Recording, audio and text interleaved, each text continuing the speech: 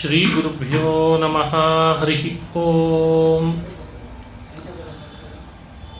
ಜನ್ಮಾದ್ಯಸ್ಯ ಯತೋನ್ಮಯಾದಿತರತಶ್ಚಾರ್ಥೇಷ್ವಭಿಜ್ಞಸ್ವರಾಟ್ ತೇನೇ ಬ್ರಹ್ಮಹೃದಾಯಾದಿಕವಯೇ ಮುಹ್ಯಂತಿ M ಸೂರಯಃ. ತೇಜೋ ವಾರಿಮೃದಾಂ ಯಥಾ ವಿನಿಮಯೋ ಯತ್ರ ತ್ರಿಸರ್ಗೋ ಮೃಷಾ ಧಾಮ್ನಾ ಸ್ವೇನ ಸದಾ ನಿರಸ್ತಕುಹಕಂ ಸತ್ಯಂ ಪರಂ ಧೀಮಹಿ. ಸೃಷ್ಟಿಸ್ಥಿತ್ಯಪ್ಯಯೇಹ ನಿಯತಿದೃಶಿತಮೋ ಬಂಧಮೋಕ್ಷಾಶ್ಚ ಯಸ್ಮಾತ್ ಅಸ್ಯ ಶ್ರೀ ಬ್ರಹ್ಮರುದ್ರ ಪ್ರಭೃತಿ ಸುರನರದ್ವೀಷಶತ್ರುತ್ಮಕಸ್ಯ ವಿಷ್ಣೋರ್ವ್ಯಸ್ತಾಃ ಸಮಸ್ತಾಃ ಸಕಲಗುಣನಿಧಿಃ ಸರ್ವದೋಷವ್ಯಪೇತಃ ಪೂರ್ಣಾನಂದೋ ವ್ಯಯೋ ಯೋ ಗುರುರಪಿ ಪರಮಃ ಚಿಂತಯೇತಂ ಮಹಾಂತಂ. ನಾರಾಯಣಂ ನಮಸ್ಕೃತ್ಯ ನರಂ ಚೈವ ನರೋತ್ತಮಂ ದೇವೀಂ ಸರಸ್ವತೀಂ ವ್ಯಾಸಂ ತತೋ ಜಯಮುದೀರಯೇತ್. ಅಭ್ರಮಂ ಭಂಗರಹಿತಂ ಅಜಡಂ ವಿಮಲಂ ಸದಾ ಆನಂದತೀರ್ಥಮತುಳಂ ಭಜೆ ತಾಪತ್ರಯಾಪಹಂ. ಯಂ ಪ್ರವ್ರಜಂತಮನುಪೇತಮಪೇತಕೃತ್ಯಂ ದ್ವೈಪಾಯನೋ ವಿರಹಕಾತರಾಜುಹಾವ. ಪುತ್ರೇತಿ ತನ್ಮಯತಯಾ ತರವೋಪಿ ನೇದುಃ ತಂ ಸರ್ವಭೂತಹೃದಯಂ ಮುನಿಮಾನತೋಸ್ಮಿ. ಮೂಕೋಪಿ ಯತ್ಪ್ರಸಾದೇನ ಮುಕುಂದ ಶಯನಾಯತೆ ರಾಜರಾಜಾಯತೆ ರಿಕ್ತೋ ರಾಘವೇಂದ್ರಂ ತಮಾಶ್ರಯೇ. ಆಪಾದಮೌಲಿಪರ್ಯಂತಂ ಗುರುಣಾಮಾಕೃತಿಂ ಸ್ಮರೇತ್ ತೇನ ವಿಘ್ನಾಃ ಪ್ರಣಶ್ಯಂತಿ ಸಿದ್ಧ್ಯಂತಿ ಚ ಮನೋರಥಾಃ. ಶ್ರೀ ಹರಿವಾಯು ಗುರುಗಳ ಚರಣಾರವಿಂದಗಳಲ್ಲಿ ಭಕ್ತಿಪೂರ್ವಕ ಪ್ರಣಾಮಗಳನ್ನು ಅರ್ಪಿಸಿ ಶ್ರೀಮದ್ ಭಾಗವತ ಮಹಾಪುರಾಣದಲ್ಲಿ ಪ್ರಥಮ ಸ್ಕಂಧದ ಚಿಂತನೆಯನ್ನು ಮಾಡ್ತಾ ಪರೀಕ್ಷಿತ್ ರಾಜನ ಜನ್ಮ ವೃತ್ತಾಂತ ಹಾಗೂ ಪರೀಕ್ಷಿತ್ ರಾಜ ಗಂಗೆಯ ತೀರದಲ್ಲಿ ಬಂದು ಅನಶನ ವ್ರತವನ್ನು ಮಾಡ್ತಾ ಭಾಗವತ ಶ್ರವಣ ಮಾಡಿದ ಅಂತ ಬಂತು. ಸಾವು ಹತ್ರ ಬಂದಾಗ ಗಂಗೆಯನ್ನು ಆಶ್ರಯಿಸಬೇಕು, ಬಹಳ ಪವಿತ್ರ ಅಂತ ಹೇಳ್ತಾರೆ ಹಿರಿಯರು. ಕಾರಣ, ಗಂಗೆ ಭಗವಂತನ ಪಾದಗಳನ್ನು ತೊಳೆದು ಬಂದದ್ದು. ಪಾಪ ಕಳೆಯುವ ಶಕ್ತಿ ಬಹಳ ಇದೆ. ನಾವು ದೇಹ ಅದರಲ್ಲಿ ಮುಳುಗಿಸಿ ಅವಗಾಹನ ಮಾಡುವುದರಿಂದ ನಮ್ಮ ಪಾಪಗಳು ಪರಿಹಾರ ಆಗ್ತವೆ, ಅಂತಃಕರಣ ಶುದ್ಧ ಆಗ್ತದೆ, ವಿಶೇಷವಾಗಿ ಪರಮಾತ್ಮನ ಸನ್ನಿಧಿಗೆ ಅದು ಕರ್ಕೊಂಡು ಹೋಗ್ತದೆ ಅಂತ ಹೇಳ್ತಾರೆ. ಮ್ರಿಯಮಾಣಸ್ಯ, ಮರಣ ಹತ್ತಿರಕ್ಕೆ ಬಂದಿದೆ ಎಂದಾಗ ಗಂಗೆಗಿಂತ ಪವಿತ್ರವಾದ ತಾಣ ಇನ್ಯಾವುದು ಅಂತ ಕೇಳ್ತಾರೆ ಭಾಗವತದಲ್ಲಿ. ಅಲ್ಲೇ ಕುಳಿತ ಶುಕಾಚಾರ್ಯರು ಬಂದು ಪರೀಕ್ಷಿತನ ಪ್ರಶ್ನೆಗಳಿಗೆಲ್ಲ ಉತ್ತರಿಸ್ತಾ ಭಾಗವತವನ್ನು ಉಪದೇಶ ಮಾಡಿದರು ಅಂತ ಬಂತು. ಎರಡನೇ ಸ್ಕಂದ ಶ್ರೀಮದ್ ಭಾಗವತದಲ್ಲಿ ಶುಕಮುನಿಗಳು ಉಪದೇಶ ಹೇಗೆ ಮಾಡಿದರು ಅಂತ ಹೇಳ್ತಾರೆ. ಶ್ರೀ ಶುಕ ಉವಾಚ ನಮಃ ಪರಸ್ಮೈ ಪುರುಷಾಯ ಭೂಯಸೆ ಸದುದ್ಭವಸ್ಥಾನ ನಿರೋಧ ಲೀಲಯಾ ಗೃಹೀತ ಶಕ್ತಿತ್ರತಯಾಯ ದೇಹಿನಾಮಂತರ್ಧ್ರುವಾಯಾನುಪಲಭ್ಯ ವರ್ತಮನೆ. ಇದು ಶುಕಾಚಾರ್ಯರ ಭಾಗವತ ಪ್ರಾರಂಭದ ಶ್ಲೋಕ. ಅಂತರ್ಧ್ರುವಾಯ ಅನುಪಲಭ್ಯ ವರ್ತಮನೆ ಅಂತ ಹೇಳ್ತಾರೆ. ಅಂತರ್ಧ್ರುವ ಅಂತ ಆ ಭಗವಂತ ಎಲ್ಲರ ಹೃದಯದಲ್ಲಿ ಸ್ಥಿರವಾಗಿ ಇದ್ದಾನೆ. ಸ್ಥಿರವಾಗಿ ನೆಲೆಸಿರುವಂತಹ ಬಿಂಬರೂಪಿ ಭಗವಂತನನ್ನು ಸ್ಮರಣೆ ಮಾಡಿ ನಮಸ್ಕರಿಸಿ ಆಮೇಲೆ ಭಾಗವತವನ್ನು ಹೇಳಲಿಕ್ಕೆ ಪ್ರಾರಂಭ ಮಾಡಿದ್ದಾರೆ ಶುಕಮುನಿಗಳು. ಇದರ ಸಂದೇಶ ಏನು? ನಾವೆಲ್ಲ ನಮ್ಮೊಳಗೊಬ್ಬ ಪರಮಾತ್ಮನಿದ್ದಾನೆ ಬಿಂಬ ಅಂತ ಅನುಸಂಧಾನ ಮಾಡಿ ಭಾಗವತವನ್ನು ಶ್ರವಣ ಮಾಡಬೇಕು. ಬಿಂಬ ಚಲಿಸ್ತಾ ಇದೆ ಅಂದರೆ ಮಾತ್ರ ಪ್ರತಿಬಿಂಬ ಚಲನ ಆಗ್ತದೆ. ಬಿಂಬದ ಚಲನವಲನಗಳಿಲ್ಲ ಅಂದರೆ ನಾವ್ಯಾರೂ ಚಲನ ಮಾಡಲಿಕ್ಕೆ ಸಾಧ್ಯ ಇಲ್ಲ. ಹಾಗಾಗಿ ಭಾಗವತ ಉಪದೇಶ ಮಾಡ್ತಾ ಶುಕಮುನಿಗಳು ಜಗತ್ತಿಗೆ ಸಂದೇಶ ಕೊಟ್ಟರು. ಭಾಗವತ ಅಂದರೆ ಭಗವಂತನ ಬಿಂಬರೂಪದ ಮಹಿಮೆಯನ್ನು ಹೇಳುವ ಕಥೆ ಅಂತ ಅರ್ಥ. ಪರೀಕ್ಷಿತ್ ರಾಜನಿಗೆ ಏನೆಲ್ಲ ಪ್ರಶ್ನೆಗಳು ಬಂತೋ ಅವುಗಳಿಗೆಲ್ಲ ಉತ್ತರಿಸ್ತಾ ಭಗವಂತನ ಮಹಿಮೆಯನ್ನು ಹೇಳ್ತಾ ಇದೆಲ್ಲ ಬಿಂಬದ ಮಹಿಮೆ ಅಂತ ವ್ಯಾಖ್ಯಾನ ಮಾಡ್ತಾರೆ. ಬಿಂಬನೇ ಇದನ್ನು ಮಾಡಿಸ್ತಾನೆ, ಹೀಗೆ ಅನುಸಂಧಾನ ಮಾಡಿ ಹೇಳಬೇಕು. 2ನೇ ಸ್ಕಂದ ಪ್ರಾರಂಭದಲ್ಲಿ ಬ್ರಹ್ಮದೇವರು ನಾರದರ ಸಂವಾದವನ್ನು ಉಪದೇಶ ಮಾಡ್ತಾರೆ. ಪರೀಕ್ಷಿತ್ ರಾಜ 7 ದಿನ ಇದೆ ಅಂತ ವ್ಯಥೆ ಪಡಬೇಡ, 7 ದಿನ ಇದೆ ಅಂತ ಸಂತೋಷ ಪಡು ಅಂದ್ರಂತ. ಹಿಂದೆ ಒಬ್ಬ ರಾಜ ಇದ್ದ ಖಟ್ವಾಂಗ ಅಂತ, ದೇವತೆಗಳ ಪಕ್ಷ ವಹಿಸಿ ಅಸುರರ ವಿರುದ್ಧ ಯುದ್ಧ ಮಾಡಿದ. ಗೆಲುವು ಬಂತು, ದೇವತೆಗಳಿಗೆ ಬಹಳ ಸಂತೋಷ ಆಯಿತು. ಖಟ್ವಾಂಗ ನಿನಗೇನು ವರ ಕೊಡೋಣ ಅಂತ ಕೇಳಿದರು ದೇವತೆಗಳು. ಖಟ್ವಾಂಗ ಅಂದ, ಯುದ್ಧ ಮಾಡ್ಲಿಕ್ಕೆ ಶುರು ಮಾಡಿ 8 ದಿನ ಆಯಿತು, ಮೊದಲು ನನ್ನ ಆಯುಷ್ಯ ಎಷ್ಟಿದೆ ಹೇಳ್ರಿ ಅಂತ ಕೇಳ್ದ. ಖಟ್ವಾಂಗೋ ನಾಮ ರಾಜರ್ಷಿ ಜ್ಞಾತ್ವೇ ಯತ್ತಾಮಿಹಾಯುಷಃ. ಆಯುಷ್ಯ ಎಷ್ಟಿದೆ ಅಂತ ಕೇಳಿದಾಗ ದೇವತೆಗಳು ಹೇಳ್ತಾರೆ, ನಿನ್ನ ಆಯುಷ್ಯ ಒಂದು ಮುಹೂರ್ತದಷ್ಟಿದೆ ನೋಡಿ ಇನ್ನು ಅಂತಂದ್ರದ್ದು. ಯುದ್ಧ ಮಾಡ್ತಾನೆ ಇದ್ದಾನೆ, ಆಯುಷ್ಯ ಹೋದದ್ದು ಅವನಿಗೆ ತಿಳಿದಿರಲಿಲ್ಲ. ಇನ್ನೊಂದು ಮುಹೂರ್ತ ಉಳಿದಿತ್ತು. ಗೆಲುವು ಸಾಧಿಸಿದಾನೆ, ಆಯುಷ್ಯ ಮುಹೂರ್ತದಷ್ಟು ಮಾತ್ರ ಇದೆ. ವರ ಏನು ಕೇಳಬೇಕೀಗ? ಆಯುಷ್ಯ ಕೊಡ್ರಿ ಅಂತಾದರೂ ಕೇಳಬೇಕು. ಆತ ಅದನ್ನು ಕೇಳಲಿಲ್ಲ. ಅವನು ದೇವತೆಗಳು ವರ ಕೊಡಲಿಕ್ಕೆ ಅಂತ ಬಂದಿದ್ದಾರೆ, ಆಯುಷ್ಯ ನೋಡಿದರೆ ಮುಹೂರ್ತದಷ್ಟಿದೆ, ನಿಮ್ಮ ವರ ಬೇಡ ಅಂತಂದಂತೆ. ನಿಮ್ಮ ವರ ಬೇಡ ಅಂತಂದ್ಬಿಟ್ಟು ಮುಹೂರ್ತ ಆಯುಷ್ಯ ಇಟ್ಕೊಂಡು ವರ ಏನು ಕೇಳ್ಕೊಳ್ಳಿ, ನಿಮ್ಮ ವರ ಬೇಡ ನನಗೆ, ನಾನು ಸಾಧನೆ ಮಾಡಬೇಕು ಈಗಲೇ ಅಂತ ಧ್ಯಾನ ಮಗ್ನನಾದ. ಮುಹೂರ್ತಾತ್ ಸಂಗಮುತ್ಸೃಜ್ಯ ಗತವಾನ್ ಅಭಯಂ ಹರಿಂ. ಒಂದು ಮುಹೂರ್ತದಲ್ಲಿ ತನ್ನ ಎಲ್ಲ ಥರದ ಮಾನಸಿಕ ಅಭಿಮಾನವನ್ನು ತ್ಯಜಿಸಿದ, ವಸ್ತುಗಳ ಮೇಲಿದ್ದದ್ದನ್ನು. ಎಲ್ರಿಗೂ ಸಾಧ್ಯ ಆಗಲ್ಲ. ಮೊದಲಿನಿಂದ ಅಭ್ಯಾಸ ಮಾಡಿದ್ದ ಅವನಿಗಾಯ್ತದು. ಈ ಕೂಡಲೇ ಸಂಗತ್ಯಾಗ ಮಾಡು, ಈ ಕೂಡಲೇ ಭಗವಂತನಲ್ಲಿ ಆಸಕ್ತನಾಗಿ ಸಮಾಧಿಯ ಪರಿಪಾಕಕ್ಕೆ ಹೋಗು ಅಂದರೆ ಎಲ್ರಿಗಾಗ್ತದ? ಮೊದಲಿನಿಂದ ಅಭ್ಯಾಸ ಮಾಡಿದವರಿಗೆ ಅದು ಸಾಧ್ಯ ಆಗ್ತದೆ. ಇಂದ್ರಿಯಗಳನ್ನು ಜಯಿಸಿದ್ದ, ಆಸನ ಗೆದ್ದಿದ್ದ, ನೋಡಿದರೆ ಯುದ್ಧ ಮಾಡ್ತಾ ಜಯ ಗಳಿಸಿಕೊಟ್ಟಿದ್ದ. ಆಗ ಅವನಿಗೆ ಮುಹೂರ್ತ ಇದೆ ಆಯುಷ್ಯ ಅಂದಾಗಲೂ ಅವನ ಮನಸ್ಸು ದೃಢವಾಯಿತು ಭಗವಂತನ ಕಡೆಗೆ ಹೋಗಿ. ಆ ಮುಹೂರ್ತದಲ್ಲಿ ಅವನು ಮಾಡಿದ ಧ್ಯಾನದ ಪ್ರಭಾವದಿಂದ, ಸಂಘವನ್ನು ತ್ಯಜಿಸಿದ್ರಿಂದ ಅವನು ದೇಹ ಬಿಟ್ಟು ಕೂಡಲೇ ಭಗವಂತನ ಮಂದಿರಕ್ಕೆ ಹೋದ ಅಂತದೆ ಭಾಗವತ. ಮುಹೂರ್ತಾತ್ ಸಂಗಮುತ್ಸೃಜ್ಯ ಗತವಾನ್ ಅಭಯಂ ಪದಂ. ಇದು ನಿನಗೆ ಸ್ಫೂರ್ತಿಯಾಗಬೇಕು ಪರೀಕ್ಷಿತ ಅಂತಾರೆ. ನೀನು 7 ದಿನ ಇಟ್ಕೊಂಡಿದ್ದಿ, ಮುಹೂರ್ತದಲ್ಲಿದ್ದವನೇ ಸಾಧನೆ ಮಾಡಿಕೊಂಡಿದ್ದಾನೆ ಎಂದಾಗ 7 ದಿನ ಆಯುಷ್ಯ ಇಟ್ಕೊಂಡವನು ಸಾಧನೆ ಮಾಡಿಕೊಳ್ಳಿಕ್ಕಾಗಲಿಲ್ಲ ಅಂದರೆ ಏನರ್ಥ? ಅದು ಅವನಿಗಾಯ್ತು, ಪರೀಕ್ಷಿತ್ ರಾಜನಿಗೆ. ನಮಗೆಲ್ಲ 70 ವರ್ಷ ಆಯುಷ್ಯ ಇಟ್ಟುಕೊಂಡ್ರು ಸಾಧನೆ ಮಾಡಿಕೊಳ್ಳಿಕ್ಕಾಗಲಿಲ್ಲ ಅಂದರೆ ಏನರ್ಥ?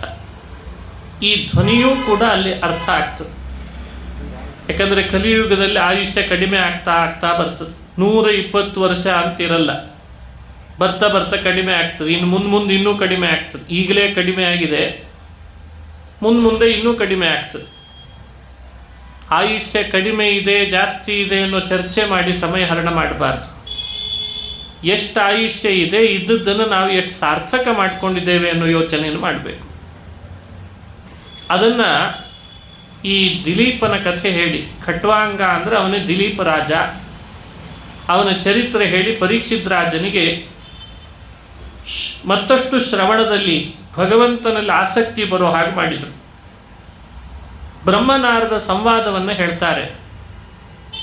ಆ ಸಂವಾದದಲ್ಲಿ ಮೂಡಿ ಬಂದದ್ದೇನು? ಭಗವಂತ ಮಾಡುವ ಸೃಷ್ಟಿಯ ಮಹಿಮೆ. ಅದನ್ನು ವ್ಯಾಖ್ಯಾನ ಮಾಡ್ತಾ ಬಂದರು. ಸೃಷ್ಟಿಯ ಮಹಿಮೆ ಹೇಳುವಾಗ ಮುನ್ನ ನೀನು ವಿರಾಟ್ ರೂಪವನ್ನು ಧ್ಯಾನ ಮಾಡು ಅಂತ ಹೇಳ್ತಾರೆ. ಯಾರು ವಿರಾಟ್ ರೂಪದ ಧ್ಯಾನ ಮಾಡ್ತಾರೆ ಅವರಿಗೆ ಎಲ್ಲಿ ನೋಡಿದರೂ ಭಗವಂತನ ಸನ್ನಿಧಾನ ಕಾಣ್ತಾ ಇರ್ತದೆ. ಬ್ರಹ್ಮದೇವರು ವಿರಾಟ್ ರೂಪದ ಧ್ಯಾನ ಮಾಡಿದ್ರಂತೆ ಪ್ರಾರಂಭದಲ್ಲಿ. ಹಾಗಾಗಿ ಹಿಂದಿನ ಕಲ್ಪದಲ್ಲಿ ಮಾಡಿದ ಸೃಷ್ಟಿ ಎಲ್ಲ ನೆನಪಿಗೆ ಬಂತಂತೆ. ಹಾಗಾಗಿ ನಾವು ಕೂಡ ವಿರಾಟ್ ರೂಪವನ್ನು ಧ್ಯಾನ ಮಾಡಲಿಕ್ಕೆ ಪ್ರಯತ್ನ ಪಡಬೇಕು ಅಂತಾರೆ. ಯಾವುದು ವಿರಾಟ್ ರೂಪ ಅಂದರೆ ಅದನ್ನು ಇಲ್ಲಿ ವ್ಯಾಖ್ಯಾನ ಮಾಡಿ ಹೇಳಿದರು. ವಿರಾಟ್ ರೂಪ ಅಂದರೆ 14 ಲೋಕಗಳಿದ್ದಾವೆ. ಆ 14 ಲೋಕಗಳಲ್ಲಿ ಭಗವಂತನ ಒಂದೊಂದೊಂದೊಂದು ಅವಯವಗಳನ್ನು ಅನುಸಂಧಾನ ಮಾಡಬೇಕು. ಯಾಕೆ?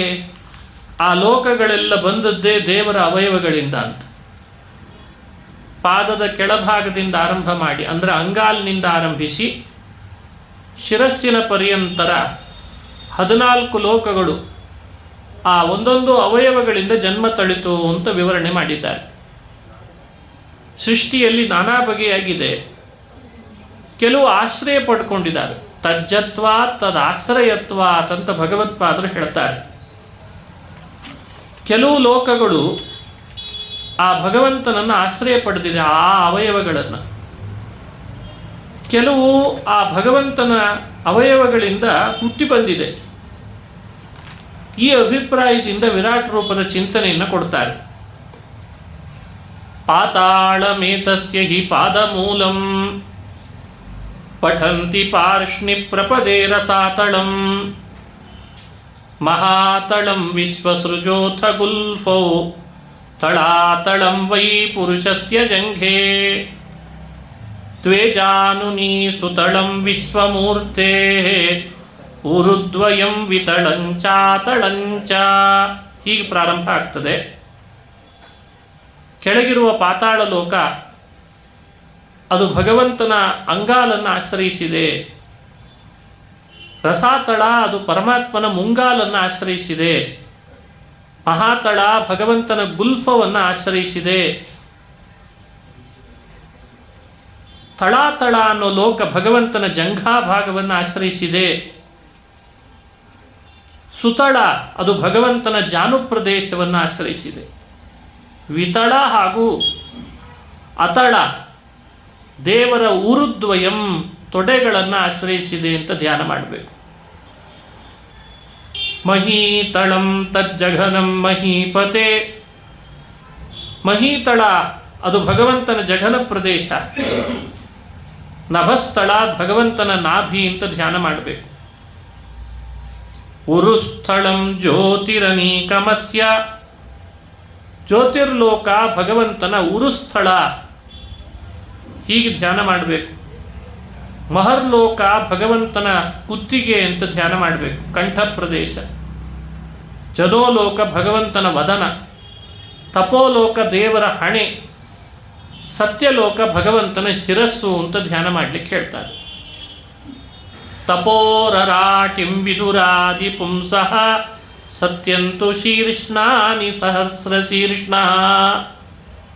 ಹೀಗೆ ಪಾತಾಳದಿಂದ ಆರಂಭಿಸಿ ಸತ್ಯಲೋಕದವರೆಗೂ 14 ಲೋಕಗಳು ದೇವರ 14 ಅವಯವಗಳನ್ನು ಆಶ್ರಯಿಸಿದೆ ಅಂತ ಧ್ಯಾನ ಮಾಡೋದು ವಿರಾಟ್ ರೂಪದಲ್ಲಿ ಒಂದು ಭಾಗ. ಇನ್ನೂ ವಿವರಣೆ ಮಾಡ್ತೇವೆ ಅಂತಾರೆ. ಆಕಾಶದಲ್ಲಿ ಕಾಣುವ ಸೂರ್ಯ ಚಂದ್ರರು ಅದು ಭಗವಂತನ ಕಣ್ಣುಗಳು ಅಂತ ಧ್ಯಾನ ಮಾಡಬೇಕಂತ. ಹಗಲು ಹಾಗೂ ಮಧ್ಯ ಸಾಯಂ ಸಂಧಿಕಾಲ ಅಂತಿದೆ, ಅದು ಭಗವಂತನ ವಸ್ತ್ರಗಳು, ಉಡುವ ಹೊದೆಯುವ ವಸ್ತ್ರಗಳು ಅಂತ ಧ್ಯಾನ ಮಾಡಬೇಕು. ಆಕಾಶದಲ್ಲಿ ಕಾಣುವ ಮೋಡ ಅದು ದೇವರ ತಲೆಗೂದಲಿನ ಸ್ಥಾನ ಪಡೆದಿದೆ, ಅವುಗಳಿಂದ ಹುಟ್ಟಿದೆ ಅಂತ ಧ್ಯಾನ ಮಾಡಬೇಕು. ನಕ್ಷತ್ರ ಪುಂಜಗಳೆಲ್ಲ ಭಗವಂತನ ದಂತಪಂಕ್ತಿಗಳಿಂದ ಹುಟ್ಟಿದೆ ಅಂತ ಧ್ಯಾನ ಮಾಡಬೇಕಂತ. ಅಲ್ಲಲ್ಲಿ ಕ್ರೂರ ಮೃಗಗಳು ಕಣ್ಣಿಗೆ ಬೀಳ್ತಾವೆ, ಸಿಂಹ, ಹುಲಿ, ಅವುಗಳೆಲ್ಲ ಭಗವಂತನ ಉಗುರಿನ ಪ್ರಖರತೆಯಿಂದ ಹುಟ್ಟಿದೆ ಅಂತ ಧ್ಯಾನ ಮಾಡಬೇಕು. ಮೊಳಕೆಗಳು ದೇವರ ಮೈಗೂದಲುಗಳು ಅಂತ ಧ್ಯಾನ ಮಾಡಬೇಕು. ಹರಿಯುವ ನದಿಗಳು ಭಗವಂತನ ನಾಡಿಗಳು ಅಂತ ಚಿಂತಿಸಬೇಕು. ವಿಶಾಲವಾದ ಸಮುದ್ರ ದೇವರ ಉದರ ಅಂತ ಧ್ಯಾನ ಮಾಡಬೇಕು. ಅಧರ್ಮದ ಪ್ರಸಂಗ ಕಣ್ಣಿಗೆ ಬಿದ್ದರೆ ದೇವರ ಬೆನ್ನು ಅಂತ ಧ್ಯಾನ ಮಾಡಬೇಕು. ಬ್ರಾಹ್ಮಣನನ್ನ ಕಣ್ಣಿನಿಂದ ನೋಡಿದರೆ ಭಗವಂತನ ಮುಖ ನೋಡಿದೆ ಅಂತ ಚಿಂತಿಸಬೇಕು. ಶೂದ್ರರನ್ನು ಕಂಡಾಗ ಇದು ದೇವರ ಪಾದ ಅಂತ ಗೌರವಿಸಬೇಕು. ವೈಶ್ಯರನ್ನು ಕಂಡಾಗ ಭಗವಂತನ ತೊಡೆ ಅಂತ ಆರಾಧಿಸಬೇಕು. ಕ್ಷತ್ರಿಯರನ್ನು ಕಂಡ್ರೆ ಭಗವಂತನ ಭುಜಗಳು ಅಂತ ಗೌರವಿಸಬೇಕು. ಹೀಗೆ ಏನು ಕಾಣ್ತೇವೆ, ಯಾವುದನ್ನು ಉಪಯೋಗಿಸ್ತೇವೆ, ಯಾವುದರಿಂದ ಪ್ರಯೋಜನಗಳನ್ನು ಪಡಿತಿದ್ದೇವೆ, ಮೂಲಭೂತ ಸೌಕರ್ಯ ಅಂತ ಕರೀತಾರಲ್ಲ, ಅವು ಎಲ್ಲ ಭಗವಂತನ ಒಂದೊಂದು ಅವಯವಗಳಿಂದಲೇ ಜನ್ಮ ತಳೆದದ್ದಂತೆ. ಅಷ್ಟು ವಿಸ್ತಾರವಾಗಿ ಅನುಸಂಧಾನ ಮಾಡಿಸ್ತದೆ. ಯಾವುದನ್ನೂ ಬಿಡಲಿಲ್ಲ, ಎಲ್ಲವನ್ನೂ ಒಂದು ಅರ್ಥದಲ್ಲಿ ಸಂಗ್ರಹಿಸಿ ಇದೇ ವಿರಾಟ್ ರೂಪ ಅಂತ ಅನುಸಂಧಾನ ಮಾಡಿಸ್ಬಿಡ್ತಾರೆ. ಏವಂ ಪುರಾಧಾರಣಯಾತ್ಮಯೋನಿ ನಷ್ಟಾಂ ಸ್ಮೃತಿಂ ಪ್ರತ್ಯವರುದ್ಧ್ಯ ತುಷ್ಟಾತ್. ಆತ್ಮಯೋನಿ, ಬ್ರಹ್ಮದೇವರು ಇದನ್ನೇ ಹಿಂದೆ ಧ್ಯಾನ ಮಾಡಿದ್ರ ಪ್ರಭಾವ, ವಿರಾಟ್ ರೂಪವನ್ನು ಧ್ಯಾನ ಮಾಡಿದ್ರ ಪ್ರಭಾವದಿಂದ ನಷ್ಟಾಂ ಸ್ಮೃತಿಂ ಪ್ರತ್ಯವರುದ್ಧ್ಯ, ಹಿಂದಿನ ಕಲ್ಪದಲ್ಲಿ ಆದ ಸೃಷ್ಟಿಯನ್ನು ಸ್ಮರಣೆಗೆ ತಂದುಕೊಂಡ್ರು ಅಂತ ವಿವರಣೆ ಮಾಡ್ತದೆ. ಹಾಗಾಗಿ ನಾವು ವಿರಾಟ್ ರೂಪದ ಧ್ಯಾನದಲ್ಲಿ ತೊಡಗಬೇಕು. ಸಾಧ್ಯವಾದಷ್ಟು ಅದನ್ನು ಅನುಸಂಧಾನಕ್ಕೆ ತರಬೇಕು. ಅಭ್ಯಾಸ ಮಾಡಬೇಕು. ಇದು ಪರೀಕ್ಷಿದ್ರಾಜನಿಗೆ ಪ್ರಾರಂಭದಲ್ಲಿ ಶುಕಮುನಿಗಳು ಉಪದೇಶ ಮಾಡಿತ್ತು. ಅದಾದ ಮೇಲೆ ಒಂದಿಷ್ಟು ವೈರಾಗ್ಯದ ಬಗ್ಗೆ ವಿವರಣೆ ಮಾಡ್ತಾರೆ. ಮನುಷ್ಯನಿಗೆ ವೈರಾಗ್ಯ ಇಲ್ಲದೆ ಸಾಧನ ಮಾಡಿಕೊಳ್ಳಿಕ್ಕಾಗಲ್ಲ. ಭಾಗವತ ಗ್ರಂಥ ಅಲ್ಲಲ್ಲಲ್ಲಿ ವೈರಾಗ್ಯವನ್ನು ಚೆನ್ನಾಗಿ ಉಪದೇಶ ಮಾಡ್ತದೆ. ಮನುಷ್ಯನಿಗೆ ಆ ವೈರಾಗ್ಯ ಬಹಳ ಮುಖ್ಯ. ವೈರಾಗ್ಯ ಅಂದ್ರೆ ಏನು, ಯಾವ ಥರ ಹೇಳ್ತದೆ ಭಾಗವತ? ಉತ್ತಮ ವೈರಾಗ್ಯ ಅಂತ ಒಂದು, ಮಧ್ಯಮ ವೈರಾಗ್ಯ ಅಂತ ಇನ್ನೊಂದಿದೆ ಅಂತ. ಅಧಮದ ಅವಶ್ಯಕತೆ ಇಲ್ಲ, ಅದರಲ್ಲಿ ನಾವು ಇದ್ದೇ ಇರ್ತೇವೆ, ಆದ ಕಾರಣ ಅದರದ್ದು ವಿವರಣೆ ಬೇಡ ಅನ್ನಿಸ್ತದೆ. ಉತ್ತಮ ವೈರಾಗ್ಯ ಅಂದರೆ ಅದನ್ನು ವಿವರಣೆ ಮಾಡ್ತಾ ಸೂತ ಪುರಾಣಿಕರು ಹೇಳ್ತಾರೆ, ಸತ್ಯಾಂ ಖಿತೌ ಕಿಂ ಪುರಪರ್ಣ ಪಾತ್ರೈಃ. ಬೇಕಾದಂಥ ಭೂಮಿ ಇದೆ ಮಲಗಲಿಕ್ಕೆ, ತೋಳ ದಿಂಬಿದೆ, ಆದರೂ ದಿಂಬನ್ನು ಹಾಸಿಗೆಯನ್ನು ಹುಡುಕ್ತೇವಲ್ಲ, ಅಷ್ಟು ಸಾಹಸ ಮಾಡಬೇಡ ಅಂತ ಹೇಳ್ತದೆ. ಇದು ಉತ್ತಮ ವೈರಾಗ್ಯ. ಚಿರಾಣಿ ಕಿಂ ಪಥಿ ಸಂತಿ ದಿಶಂತಿ ಭಿಕ್ಷಾಂ ನೋವಾಂಘ್ರಿಪಾ ಪರಭೃತ ಸರಿತೋಪ್ಯಶುಷ್ಯನ್ ವೃದ್ಧಾ ಗುಹಾ ಕಿಮವಧೂತ ಸುಹೃನ್ನ ಕೃಷ್ಣ ಕಸ್ಮಾತ್ ಭಜಂತಿ ಕವಯೋ ಧನ ದುರ್ಮದಾಂಧಾನ್. ಇವೆರಡೂ ಮಾತು ಬಹಳ ಅರ್ಥಗರ್ಭಿತವಾದದ್ದು. ಉತ್ತಮ ವೈರಾಗ್ಯವನ್ನು, ಮಧ್ಯಮ ವೈರಾಗ್ಯವನ್ನು ಅನುಸಂಧಾನ ಮಾಡಿಸ್ತಾರೆ. ಭೂಮಿ ಇದೆ, ತೋಳಿದೆ ಎಂದಾಗ ಹಾಸಿಗೆ ತಲೆದಿಂಬಿಗೆ ಯಾಕೆ ಹಾತುರಿತಿ ಅಂತ ಒಂದು. ಬೇಕಾದಂಥ ಕೈಗಳೇ ಇರುವಾಗ, ಅಂಜಲಿ ಪುಟಗಳೇ ಇರುವಾಗ ಊಟ ಮಾಡಲಿಕ್ಕೆ ಪಾತ್ರೆಯನ್ನೇ ಯಾಕೆ ಹುಡುಕ್ತಿ ಅಂತ, ಎಲೆಗಳನ್ನೇ ಯಾಕೆ ಹುಡುಕ್ತಿ? ಸತ್ಯಾಂಜಲೌ ಕಿಂ ಪುರುಧಾನ್ಯ ಪಾತ್ರ್ಯ. ದಿಕ್ಕೇ ವಸ್ತ್ರದಂತಿರುವಾಗ ದಿಗಂಬರರಾಗಿರ್ಲಿಕ್ಕೂ ಬರ್ತದೆ, ವಸ್ತ್ರಕ್ಕೆ ಯಾಕೆ ಹಾತುರಿತಿ ಅಂತ ಕೇಳ್ತಾರೆ. ದಿಗ್ವಸ್ತ್ರ ಲಾಭೆ, ದಿಗ್ವಸ್ತ್ರ ಲಾಭೆ, ದಿಕ್ಕೇ ವಸ್ತ್ರವಾಗಿರುವಾಗ ಬೇರೆ ವಸ್ತ್ರಕ್ಕಾಗಿ ಅಂತ ಯಾಕೆ ಸಮಯ ವ್ಯರ್ಥ ಮಾಡ್ತಿ?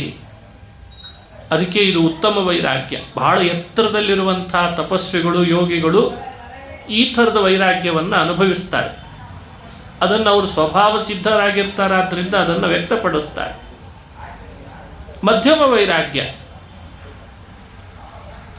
ಬಟ್ಟೆ ಹಾಕ್ಕೊಳ್ಳೇಬೇಕು, ಸಮಾಜದಲ್ಲಿ ನಮ್ಮನ್ನು ಬೇರೆ ರೀತಿ ಕಾಣ್ತಾರೆ ಅಂತ ಅನಿಸಿದರೆ, ಚೀರಾಣಿ ಕಿಂ ಪಥಿನ ಸಂತಿ, ರಸ್ತೆ ಬದಿಯಲ್ಲಿ ಒಂದು 4 ಹರಕಲು ಬಟ್ಟೆಗಳು ಬಿದ್ದಿರಲ್ವೇ ಮೈ ಮುಚ್ಚಿಕೊಳ್ಳಿಕ್ಕೆ, ಆ ಬಟ್ಟೆಗೆ ಎಷ್ಟು ಸಮಯ ವ್ಯರ್ಥ ಮಾಡ್ತಿದ್ದಿ. ದಾಸರು ಇದನ್ನು ನೋಡೇ ಹೇಳಿದರು, ಎಲ್ಲರೂ ಮಾಡೋದು ಹೊಟ್ಟೆಗಾಗಿ, ಗೇಣು ಬಟ್ಟೆಗಾಗಿ ಅಂತಂದರು. ಅದು ಭಾಗವತದ ಮಾತು. ಚೀರಾಣಿ ಕಿಂಪತಿ ನಸಂತಿ, ರಸ್ತೆ ಬದಿಯಲ್ಲಿ ಒಂದಿಷ್ಟು ಹರಕಲು ಮುರುಕಲು ಬಟ್ಟೆಗಳು ಬಿದ್ದಿಲ್ಲೇನಪ್ಪ. ದಿಶಂತಿ ಭಿಕ್ಷಾಂ, ಹೊಟ್ಟೆ ತುಂಬಬೇಕಲ್ಲ, ಬಟ್ಟೆ ಏನೋ ಅಲ್ಲಿ ಇಲ್ಲಿ ಬಿದ್ದಿರ್ತದೆ, ಅದನ್ನೇ ಒಂದಿಷ್ಟು ಜೋಡಿಸ್ಕೊಂಡು ಮೈ ಮುಚ್ಚಿಸ್ಕೊಳ್ಬೋದು, ಆದರೆ ಹೊಟ್ಟೆ ತುಂಬಬೇಕಲ್ಲ.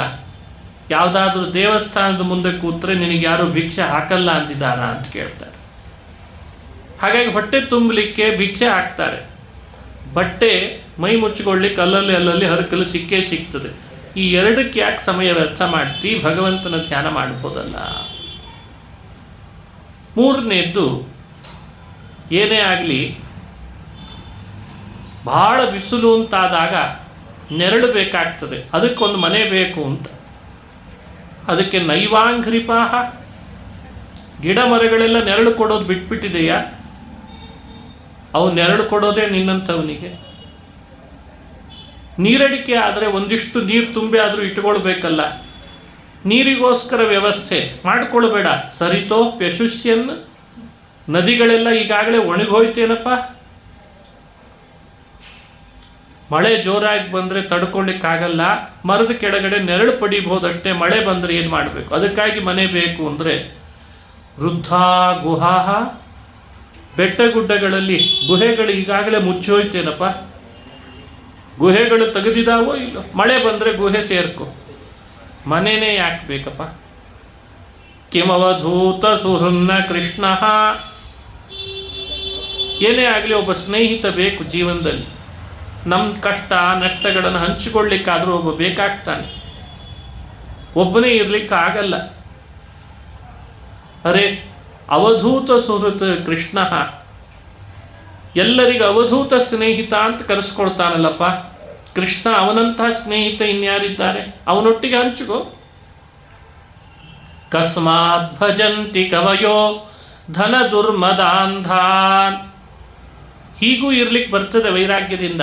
ಆದರೂ ಕೂಡ ಧನ ದುರ್ಮದಾಂಧಾನ್ ಕಸ್ಮಾತ್ ಭಜಂತಿ, ಧನ ಮದದಿಂದ ಕುರುಡರಾದವರನ್ನು ಹಿಂಬಾಲಿಸಿ ಯಾಕೆ ದೈನ್ಯದಿಂದ ಬದುಕ್ತಿದ್ದೀರಿ ಅಂತ ನಮ್ಮನ್ನು ಕುರಿತು ವೈರಾಗ್ಯದ ಬಗ್ಗೆ 2 ಮಾತನ್ನು ಹೇಳಿದ್ದಾರೆ ಶುಕಮುನಿಗಳು. ಮೊದಲು ಹೇಳಿದ ಮಾತು ಉತ್ತಮ ವೈರಾಗ್ಯ, ಈಗ ಹೇಳಿದ್ದು ಮಧ್ಯಮ ವೈರಾಗ್ಯ. ಇದನ್ನು ಅರ್ಥೈಸಿಕೊಂಡು ಮನುಷ್ಯ ಆ ವೈರಾಗ್ಯವನ್ನು ಪಡಿಬೇಕು, ತನ್ನಲ್ಲಿದ್ದದ್ದನ್ನು ವ್ಯಕ್ತಗೊಳಿಸಬೇಕು ಅಂತ ವ್ಯಾಖ್ಯಾನ ಮಾಡ್ತಾರೆ. 2ನೇ ಸ್ಕಂದದಲ್ಲಿ ಮತ್ತೊಂದು ಅಂಶ, ನಾರದರು ಮಾಡಿದ ಪ್ರಶ್ನೆಗೆ ಉತ್ತರ ಕೊಟ್ಟರು ಬ್ರಹ್ಮದೇವರು. ಸೃಷ್ಟಿ ಯಾರು ಮಾಡ್ತಾನೆ, ಹೇಗೆ ಮಾಡ್ತಾನೆ, ಯಾಕೆ ಮಾಡ್ತಾನೆ? ಯಾರು ಮಾಡ್ತಾನೆ ಅನ್ನೋ ಪ್ರಶ್ನೆಗೆ ನಾರಾಯಣ ಮಾಡ್ತಾನೆ ಅಂದರು ಬ್ರಹ್ಮದೇವರು. ಹೇಗೆ ಮಾಡ್ತಾನೆ ಅನ್ನೋ ಪ್ರಶ್ನೆಗೆ ವಿವರಣೆ ಮುಂದೆ ಕೊಡ್ತಾರೆ. ಯಾಕೆ ಮಾಡ್ತಾನೆ ಅನ್ನೋ ಪ್ರಶ್ನೆ ಬಹಳ ವಿಶೇಷ. ಯಾಕಂದರೆ ನಮಗೂ ಅದು ಆಗಾಗ ಬರ್ತಿರ್ತದೆ. ಯಾಕಾದರೂ ಭೂಮಿಗೆ ತನ್ನೋ ಏನೋ ನಮ್ಮನ್ನು.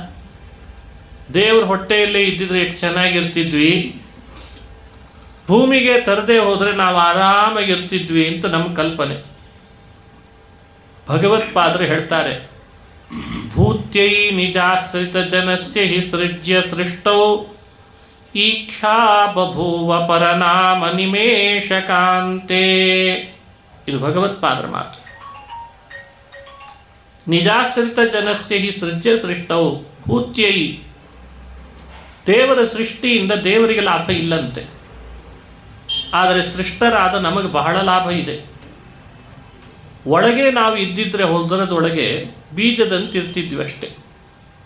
ನಮ್ಮ ಸ್ವಭಾವದ ಅಭಿವ್ಯಕ್ತಿನೇ ನಮಗೆ ಮುಕ್ತಿ. ಸ್ವಭಾವ ಅಭಿವ್ಯಕ್ತಿಗೆ ಸೃಷ್ಟಿ ಅನಿವಾರ್ಯ ಆಯಿತು. ಒಂದು ಬೀಜ ಇದೆ, ಭೂಮಿಯಲ್ಲಿ ನೆಟ್ಟು ಚೆನ್ನಾಗಿ ಅದಕ್ಕೆ ಹಾಕಬೇಕಾದ ನೀರು ಗೊಬ್ಬರಗಳನ್ನು ಹಾಕಿ ಅದು ಗಿಡವಾಗಿ ಮರವಾಗಿ ಹೂವಾಗಿ ಕಾಯಾಗಿ ಹಣ್ಣು ಬಿಟ್ಟಾಗ, ನೆರಳು ಬಿಟ್ಟಾಗ, ನೆರಳು ಕೊಡುವಾಗ ದೂರದಿಂದ ನೋಡುವಾಗ ಮನಸ್ಸಿನಲ್ಲಿ ಬರ್ತದೆ, ಇದು ಬೀಜ ನಾನೇ ನೆಟ್ಟದ್ದು, ಎಷ್ಟು ಉದ್ದ ಬೆಳೀತಲ್ಲ, ಎಷ್ಟು ಹೂ ಕೊಡ್ತಲ್ಲ, ಎಷ್ಟು ಹಣ್ಣು ಕೊಡ್ತಾ ಇದೆಯಲ್ಲ, ಇದು ಬೀಜವಾಗಿ ಇದ್ದಿದ್ರೆ ಏನಾಗ್ತಿತ್ತು ಹೇಳಿ, ನೆಟ್ಟೆ ಇಷ್ಟೆಲ್ಲ ಆಯ್ತು. ಭಗವಂತ ಒಬ್ಬ ರೈತ, ನಾವೆಲ್ಲ ಬೀಜಗಳು. ಉದರದ ಚೀಲದಲ್ಲಿದ್ದವರನ್ನ ಹಿಡಿದು ಭೂಮಿ ಎನ್ನುವ ಈ ಭೂಮಿ ಏನಿದೆ ಇದೇ ಭೂಮಿ ಸೃಷ್ಟಿ ಎನ್ನುವ ಕಾರ್ಯ ಅಂದರೆ ಅದು ಬೀಜ ನೆಟ್ಟಾಗಿ ನೆಟ್ನಂತೆ. ಪುಮಾನ್ ರೇತಸ್ಸಿಂಚತಿ ಯೋಷಿತಾಯಾಮ್ ಉಪನಿಷತ್ನಲ್ಲಿ ಈ ವಿಷಯವನ್ನು ಹೇಳಿದ್ದಾರೆ.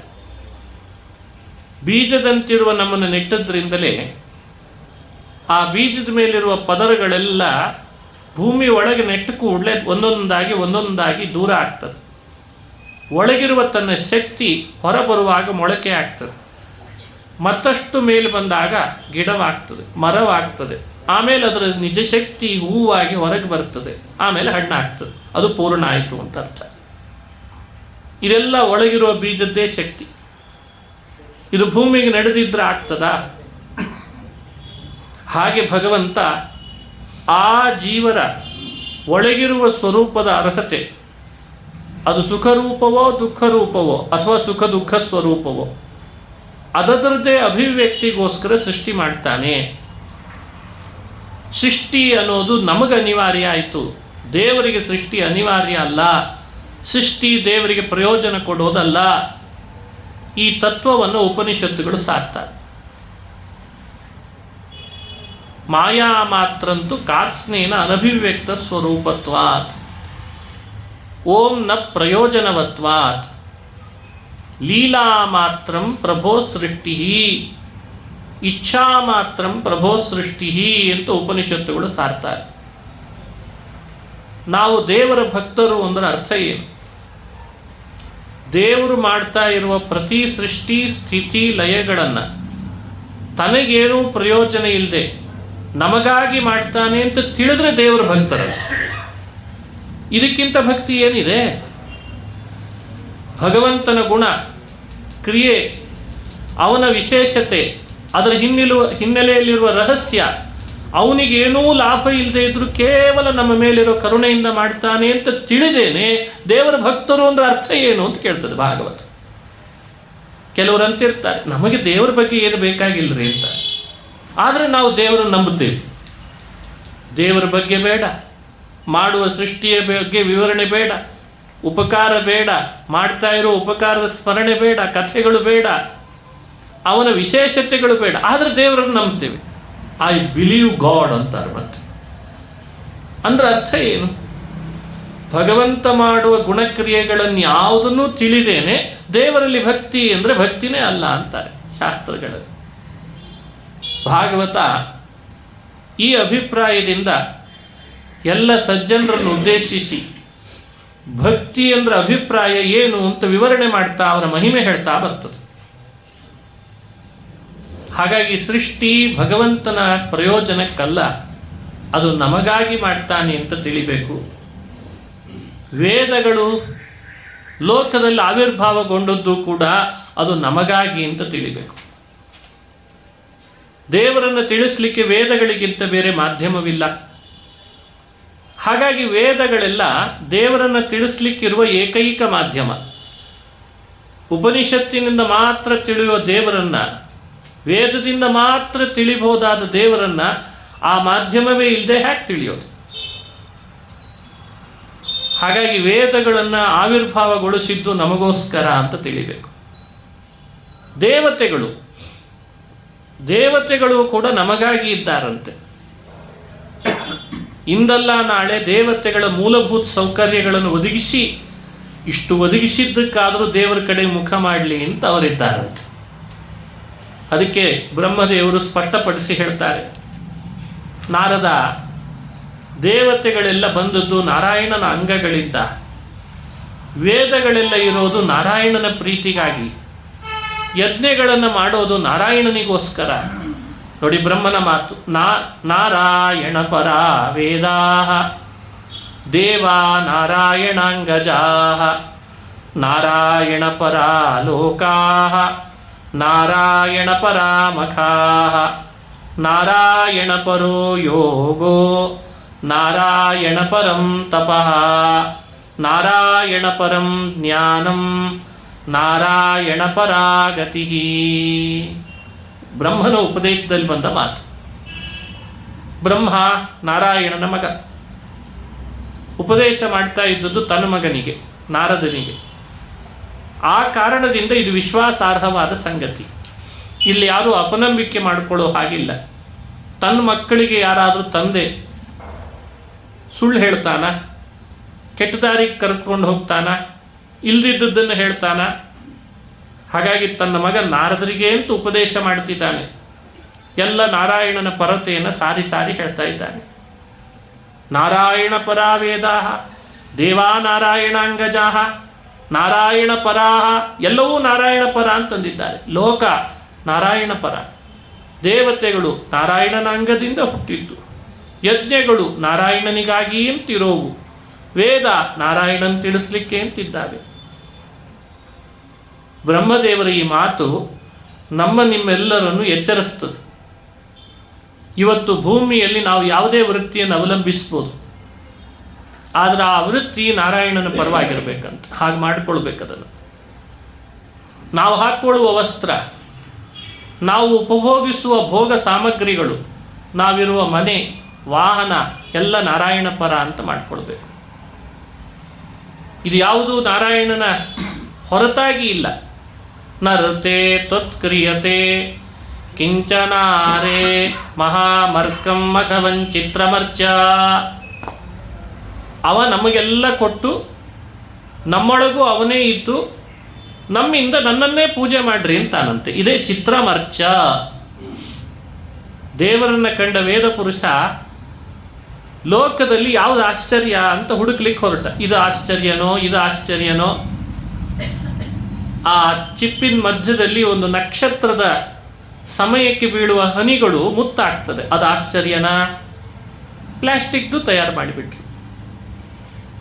ಅಥವಾ ಕಾಡಿನಲ್ಲಿ ಅಲ್ಲಲ್ಲಿ ಅನೇಕ ಕ್ರೂರ ಮೃಗಗಳಿಗೆ, ಕೆಲವು ಸಸ್ಯಾಹಾರಿ ಮೃಗಗಳಿವೆ, ಮಾಂಸಾಹಾರಿ ಮೃಗಗಳಿವೆ, ನಾವ್ಯಾರು ಆಹಾರ ಸರಬರಾಜು ಮಾಡ್ತಾ ಇಲ್ಲ, ಆದರೂ ಅವುಗಳಿಗೆ ಅದದೇ ಆಹಾರ ಸಿಗ್ತಿದೆ, ಅವು ಬದುಕಿದಾವೆ.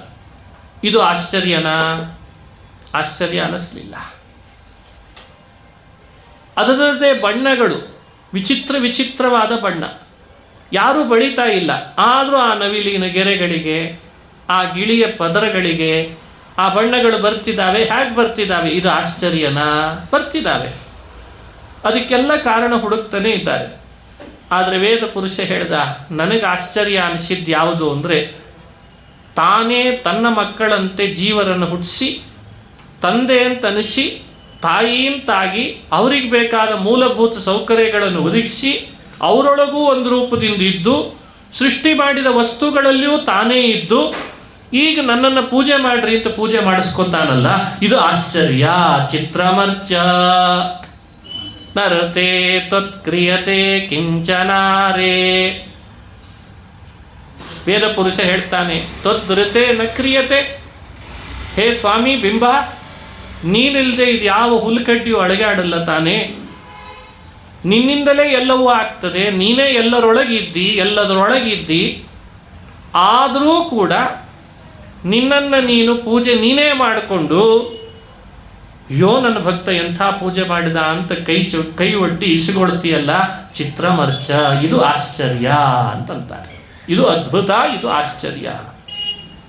ಇದು ಬ್ರಹ್ಮದೇವರ ಉಪಾಸನ. ಇದನ್ನು ನಮ್ಮಿಂದ ನಿರೀಕ್ಷೆ ಮಾಡ್ತಾ ಇದ್ದಾರೆ. ಭಾಗವತ ಶ್ರವಣದಿಂದ ನಾವು ಆಗಬೇಕಾಗಿರುವುದು ಈ ಭಾವದಿಂದ ಅಂತ ವ್ಯಾಖ್ಯಾನ ಮಾಡ್ತದೆ. ಸೃಷ್ಟಿ ಹೇಗೆ ನಡೀತು? ನಾನು ಒಬ್ಬ ಸೃಷ್ಟಿಕರ್ತ ಅಂತ ಪ್ರಸಿದ್ಧಿ ಪಡೆದದ್ದು ನಾರಾಯಣನಿಂದ ಅಂದರು ಬ್ರಹ್ಮದೇವರು. ನನ್ನನ್ನು ಸೃಷ್ಟಿ ಮಾಡಿದವನು ನಾರಾಯಣ.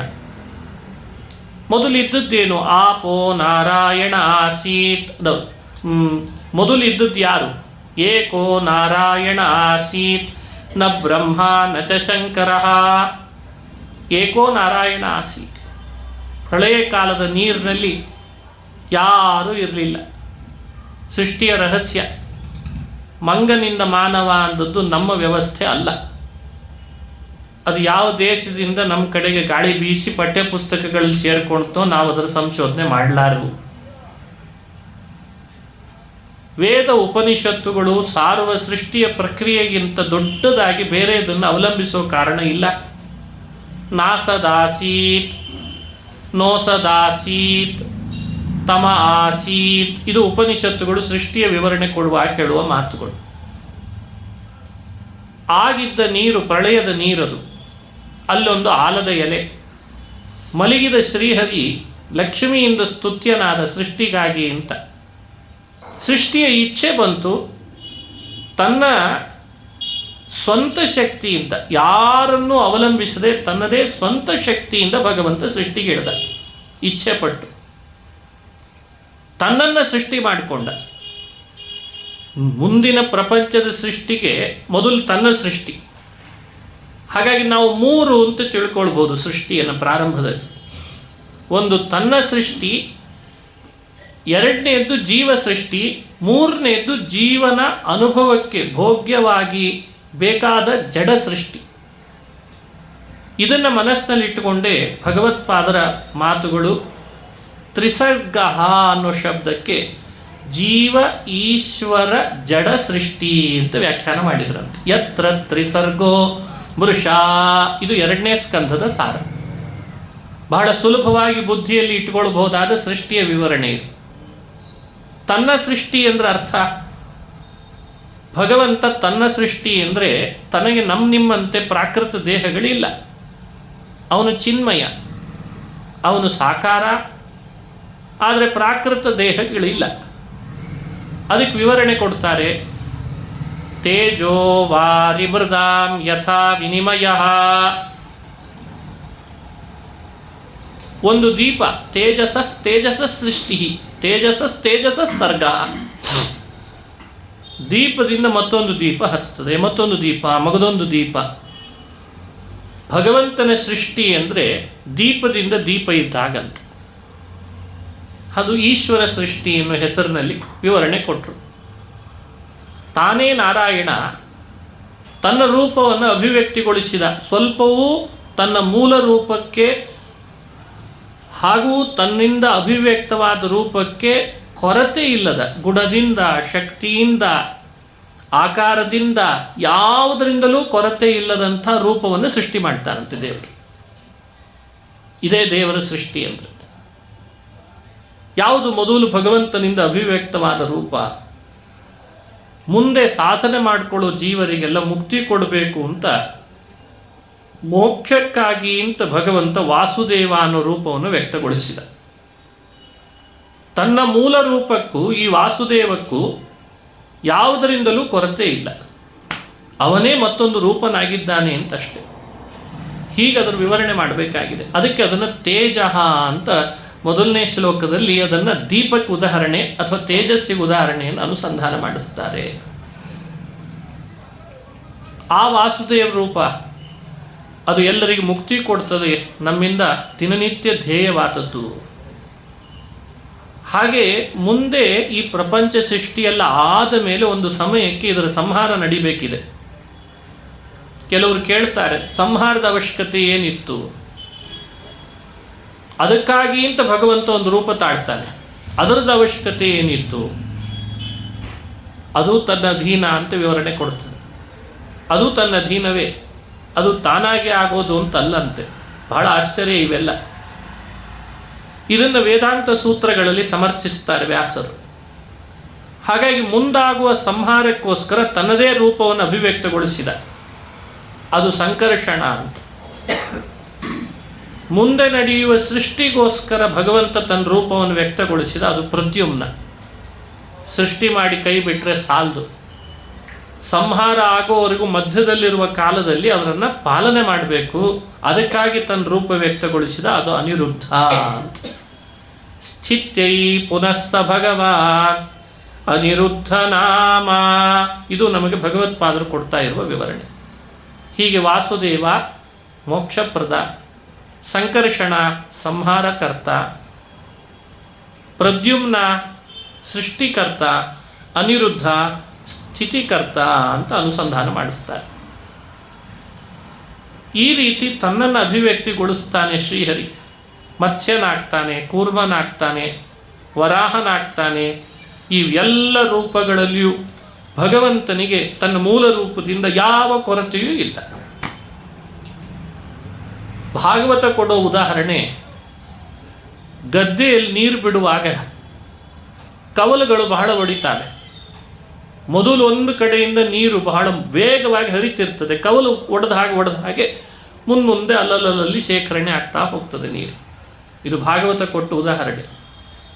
ಭಗವಂತನ ಮೂಲ ರೂಪ ಅನೇಕ ರೂಪವಾಗಿ ಕವಲು ಒಡೆದಿದೆ ಅನ್ನೋ ಅರ್ಥದಲ್ಲಿ ಭಾಗವತ ಮೊದಲನೇ ಸ್ಕಂಧ ವಿವರಣೆ ಕೊಡ್ತದೆ. ಅಂತೂ ಅವನಿಗೆ ತನ್ನ ಮೂಲ ರೂಪಗಳಿಗೆ ಕಿಂಚಿತ್ತೂ ಕೊರತೆ ಇಲ್ಲದೆ ಲೋಕದಲ್ಲಿ ವ್ಯವಹಾರದಲ್ಲಿ ಮಾತ್ರ ಭೇದ ಇದೆಯೋ ಎಂಬಂತೆ ತನ್ನ ರೂಪಗಳನ್ನು ತಾನು ವ್ಯಕ್ತಗೊಳಿಸ್ತಾನೆ. ಇದು ಈಶ್ವರ ಸೃಷ್ಟಿ. ಇನ್ನು ಜೀವರ ಸೃಷ್ಟಿ, ಅದನ್ನು ವಿಸ್ತಾರವಾಗಿ ಮುಂದೆ ವಿವರಣೆ ಕೊಡ್ತಾರೆ. ಜಡ ಸೃಷ್ಟಿ. ಜಡ ಸೃಷ್ಟಿಯ ಹಿಂದೆ ಭಗವಂತನ ಕರ್ತೃತ್ವ ಎಷ್ಟು ಅದ್ಭುತ. ತನ್ನದೇ ಅಮೋಘವಾದ ವೀರ್ಯವನ್ನು ಪ್ರಳಯದ ನೀರಿನಲ್ಲಿ ಇರಿಸಿದ, ಅದನ್ನು ಅಂಡವಾಗಿ ಬೆಳೆಸಿದ. ಆ ಅಂಡದೊಳಗೆ 25 ಕೋಟಿ ಯೋಜನದಷ್ಟು ಅವಕಾಶವನ್ನು ಕಲ್ಪಿಸಿದ. ಅವ್ಯಾಕೃತ ಅಂತ ಒಂದು ಆಕಾಶ, ಅದಕ್ಕೆ ಯಾವತ್ತೂ ಕೂಡ ವಿಕಾರ ಇಲ್ಲದ್ದು. ಆ ಆಕಾಶದೊಳಗೆ ಇದನ್ನೆಲ್ಲ ವ್ಯವಸ್ಥೆ ಮಾಡಿದ. ಆ ಅಂಡ ಹೊರಗಿರುವ 9 ಆವರಣಗಳಿಂದ ಯಾವುದೇ ಥರದ ಅಂಡದೊಳಗೆ ಇರುವ ಜೀವರಿಗೆ ಮುಂದೆ ತೊಡಕಾಗಬಾರ್ದು ಅಂತ ಆವರಣಗಳಿಂದ ಕೂಡಿದ ಅಂಡಕ್ಕೆ ಬಂಗಾರದ ಒಂದು ಕವಚ ಹಾಕಿ ವಜ್ರದ ಮೊಳೆಗಳನ್ನು ಹೊಡೆದಿದ್ದಂತೆ. ವಜ್ರದ ಮೊಳೆ, ಬಂಗಾರದ ಕವಚ. ಈ ರೀತಿ ಅಂಡದ ಸೃಷ್ಟಿ ಭಗವಂತ ಮಾಡಿದ್ದಾನೆ ಅಂತ ವಿವರಣೆಯನ್ನು ಮಾಡ್ತಾರೆ. ಈ ಅಂಡ ಸೃಷ್ಟಿಯನ್ನು ಜಡ ಸೃಷ್ಟಿ ಅಂತ ತಿಳಿಬೇಕು. ವಾರಿ ಮೃದಾಂ ಯಥಾ ವಿನಿಮಯೋ ಅನ್ನೋಲ್ಲಿ ಮೃದಾಂ ವಿನಿಮಯ, ಮಣ್ಣಿನಿಂದ ಮಡಿಕೆ ನಿರ್ಮಾಣ ಆಗ್ತದೆ. ನಾವಿದನ್ನು ಪ್ರತ್ಯಕ್ಷದಿಂದ ಅನುಭವಿಸ್ತೇವಷ್ಟೇ. ಅಂಡವೂ ಕೂಡ ಹಾಗೆ ನಿರ್ಮಿಸಿದ ಭಗವಂತ ಅಂತ ಹೇಳ್ತಾರೆ. ಅದರ ಹಿಂದಿರುವಂತಹ ಕಾರಣಗಳನ್ನು ಉಪಾದಾನ ಅಂತ ಹಿರಿಯರು ಕರೆದು, ಸಾತ್ವಿಕ, ರಾಜಸ, ತಾಮಸ ಅಂತ ಪ್ರಕೃತಿ ಅದು ಸೂಕ್ಷ್ಮ ರೂಪದಲ್ಲಿತ್ತು. ದೇವರು ತನ್ನ ಪ್ರೇರಣೆಯಿಂದ ಅದನ್ನು ಕ್ಷೋಭೆಗೊಳಿಸಿದ. ಪ್ರಕೃತಿಯನ್ನು ಕ್ಷೋಭೆಗೊಳಿಸಿದಾಗ ಅದು ಮಹತ್ತತ್ವವಾಗಿ ಪರಿಣಾಮ ಆಯ್ತಂತೆ. ಆ ಮಹತ್ತತ್ವವನ್ನು ಮತ್ತೆ ವಿಕೃತಿಗೊಳಿಸಿದ, ವಿಕಾರಗೊಳಿಸಿದ. ತನ್ನದೇ ಸ್ವಂತ ಶಕ್ತಿಯಿಂದ ಅದು ಅಹಂಕಾರವಾಗಿ ಪರಿಣಾಮ ಆಯಿತು. ಅಹಂಕಾರದಲ್ಲಿ 3 ಪ್ರಭೇದ: ವೈಕಾರಿಕ, ತೈಜಸ, ತಾಮಸ ಅಂತ ಅಹಂಕಾರ. ವೈಕಾರಿಕ ಅಹಂಕಾರದಿಂದ ತತ್ವಮಾನಿ ದೇವತೆಗಳನ್ನು ಅಭಿವ್ಯಕ್ತಿಗೊಳಿಸಿದ. ತೈಜಸ ಅಹಂಕಾರದಿಂದ ಇಂದ್ರಿಯಗಳನ್ನು, ತಾಮಸ ಅಹಂಕಾರದಿಂದ ಪಂಚಭೂತಗಳನ್ನು ಪಂಚ ವಿಷಯಗಳೊಂದಿಗೆ ಹುಟ್ಟಿಸಿದ. ಹೀಗೆ ಸೃಷ್ಟಿಯ ಪ್ರಕ್ರಿಯೆಯನ್ನು ವಿವರಣೆ ಮಾಡಿದ್ದಾರೆ. ಇದನ್ನು ಜಡ ಸೃಷ್ಟಿ ಅಂತ ಕರೀತಾರೆ. ತೇಜೋ ವಾರಿಮೃದಾಂ ಯಥಾ ವಿನಿಮಯ ಅಂದರೆ ಅದರ ವಿವರಣೆ ಕೊಟ್ಟಿದ್ದಾರೆ. ಆ ಅಂಡ ಸೃಷ್ಟಿ ತಾನು ಮಾಡಿದ್ನಲ್ಲ, ಅದರೊಳಗೆ ತಾನೇ ಪ್ರವೇಶ ಮಾಡಿದ ಶ್ರೀಹರಿ ಪದ್ಮನಾಭ. ಒಳಗೆ ಪ್ರವೇಶ ಮಾಡಿ ತನ್ನ ನಾಭಿಯಿಂದ ಒಂದು ಕಮಲವನ್ನು ಹುಟ್ಟಿಸಿದ. ನಾಭಿ ಕಮಲದ ದಳಗಳು 14 ಸಂಖ್ಯೆಯಲ್ಲಿದ್ದರಿಂದ ಅಂಡದೊಳಗಿರುವ ಲೋಕಗಳು 14 ಅಂತ ಆಗೋ ಹಾಗೆ ಮಾಡಿದ. ಅರಳಿತು ಕಮಲ. ದೇವರ ಪ್ರೇರಣೆಯಂತೆ ನಾಭಿಯಲ್ಲಿದ್ದ ಕಮಲ ಅರಳಿದಾಗ ಅಂಡದ ಹೊರಗೆ ಸೃಷ್ಟಿ ಮಾಡಿದ ಚತುರ್ಮುಖನನ್ನ, ಮಹತ್ತತ್ವಾಭಿಮಾನಿಯನ್ನ ಕಮಲದೊಳಗೆ ಪುನಃ ಅಭಿವ್ಯಕ್ತಿಗೊಳಿಸಿದ. ಅಂಡ ಬಂಗಾರಮಯವಾದದ್ದು, ಹಿರಣ್ಯ ಗರ್ಭ ಅಂತ ಹೆಸರು ಬರೋ ಹಾಗೆ ಮಾಡಿದ. 14 ದಳದ ಕಮಲ ಅಲ್ಲಿ ವ್ಯಕ್ತಗೊಂಡದ್ದಕ್ಕೆ ಚತುರ್ಮುಖನಿಗೆ ಕಮಲ ಸಂಭವ, ಅಬ್ಜ ಸಂಭವ ಅನ್ನೋ ಹೆಸರು ಬರೋ ಹಾಗೆ ಮಾಡಿದ. ದೇವರಿಗೆ ನಾಮಕರಣ ಮಾಡೋ ಅವಶ್ಯಕತೆನೇ ಉಳಿಲಿಲ್ಲ. ಅವರು ಎಲ್ಲೆಲ್ಲಿ ಹುಟ್ಟುತ್ತಾರೆ ಅದೇ ಅವರ ಹೆಸರುಗಳಾಯಿತಂತೆ. ಆ ಕಮಲದಲ್ಲಿ ಹುಟ್ಟಿಸಿದ ನನ್ನನ್ನು ಬ್ರಹ್ಮದೇವರು ಹೇಳ್ಕೊಳ್ಳುವ ಕಥೆ. ನಾರದ ಹುಟ್ಟಿದ ಕೂಡಲೇ ನನ್ನ ಹುಟ್ಟಿಸಿದವನು ಯಾರು ಅಂತ ನೋಡ್ಲಿಕ್ಕೆ ಪ್ರಯತ್ನ ಪಟ್ಟೆ, ಕಾಣಲಿಲ್ಲ ಅಂದ. ಅಶರೀರವಾಣಿ ಆಯ್ತಂತೆ. ನೀ ನನ್ನನ್ನು ಕಾಣಬೇಕಾದ್ರೆ ಸ್ಪರ್ಶೇಶು ಯಚ್ಚೋಡಶಮೇಕವಿಂಶಂ, ಸ್ಪರ್ಶಾಕ್ಷರಗಳಲ್ಲಿ 16ನೇ ಅಕ್ಷರ, ಏಕವಿಂಶಂ 21ನೇ ಅಕ್ಷರ, ಎರಡನ್ನು ಜೋಡಿಸಿ ಅದರಿಂದ ನಿನಗೆ ತಿಳಿದಂತೆ ಮಾಡು ಅಂತಂದ. 16ನೇ ಅಕ್ಷರ ವರ್ಣಮಾಲೆಯಲ್ಲಿ ಸ್ಪರ್ಶಾಕ್ಷರಗಳಲ್ಲಿ 16 ಅಂದರೆ ತ, 21 ಅಂದರೆ ಪ, ಎರಡನ್ನು ಸೇರಿಸಿದರೆ ಏನಾಗ್ತದೆ ತಪ. ಓ ಅಶರೀರವಾಣಿಯಲ್ಲಿ ನನಗೆ ತಪಸ್ಸನ್ನು ಮಾಡಲಿಕ್ಕೆ ಆದೇಶ ಮಾಡ್ತಿದೆ ಅಂತ ತಪಸ್ಸನ್ನು ಮಾಡಿದ. ತಿಳಿದು ತಪಸ್ಸನ್ನು ಮಾಡಿದ್ರಿಂದ ಕೆಳಗಿರುವಂಥ ನಾರಾಯಣ ಅವನಿಗೆ ಕಣ್ಣಿಗೆ ಬಿದ್ದ ಅಂತ ಭಾಗವತದಲ್ಲಿ ಈ ಕಥೆಯನ್ನು ವಿವರಣೆ ಮಾಡಿದ್ದಾರೆ. ಇದರಿಂದ ಏನು ಅರ್ಥ ಆಯಿತು? ದೇವರನ್ನು ಕಾಣಬೇಕಾದ್ರೆ ತಪಸ್ಸು ಬಹಳ ಮುಖ್ಯವಾದ ಸಾಧನ ಅಂತ ತಿಳಿಸಿತು. ಮನುಷ್ಯ ತಪಸ್ಸು ಮಾಡದೆ ಸರಿಯಾದ ರೀತಿಯಿಂದ ಸಾಧನೆ ಮಾಡಿಕೊಳ್ಳದೆ ನಮ್ಮನ್ನು ಸೃಷ್ಟಿ ಮಾಡಿದವನನ್ನು ಕಾಣ್ತೇನೆ ಅಂದರೆ ಹೇಗೆ ಸಾಧ್ಯ ಆಗ್ತದೆ? ಇದು ನೋಡು ಸೃಷ್ಟಿಯ ರಹಸ್ಯದಲ್ಲಿ ಬಂದದ್ದು ಅಂತ. ಆಮೇಲೆ ಬ್ರಹ್ಮದೇವರಿಗೆ ನಾರಾಯಣ ಉಪದೇಶ ಮಾಡ್ತಾನೆ, ಸೃಷ್ಟಿ ಕಾರ್ಯದಲ್ಲಿ ತೊಡಗು ನೀನು ಅಂತ. ಬ್ರಹ್ಮದೇವರು ಮೊದಲು ಇಲ್ಲ ಅಂದ್ರಂತೆ, ಸೃಷ್ಟಿ ಬೇಡ, ಅದು ಬಂಧಕ. ಭಗವಂತ 4 ಶ್ಲೋಕದಲ್ಲಿ ಭಾಗವತವನ್ನು ಉಪದೇಶ ಮಾಡಿದ.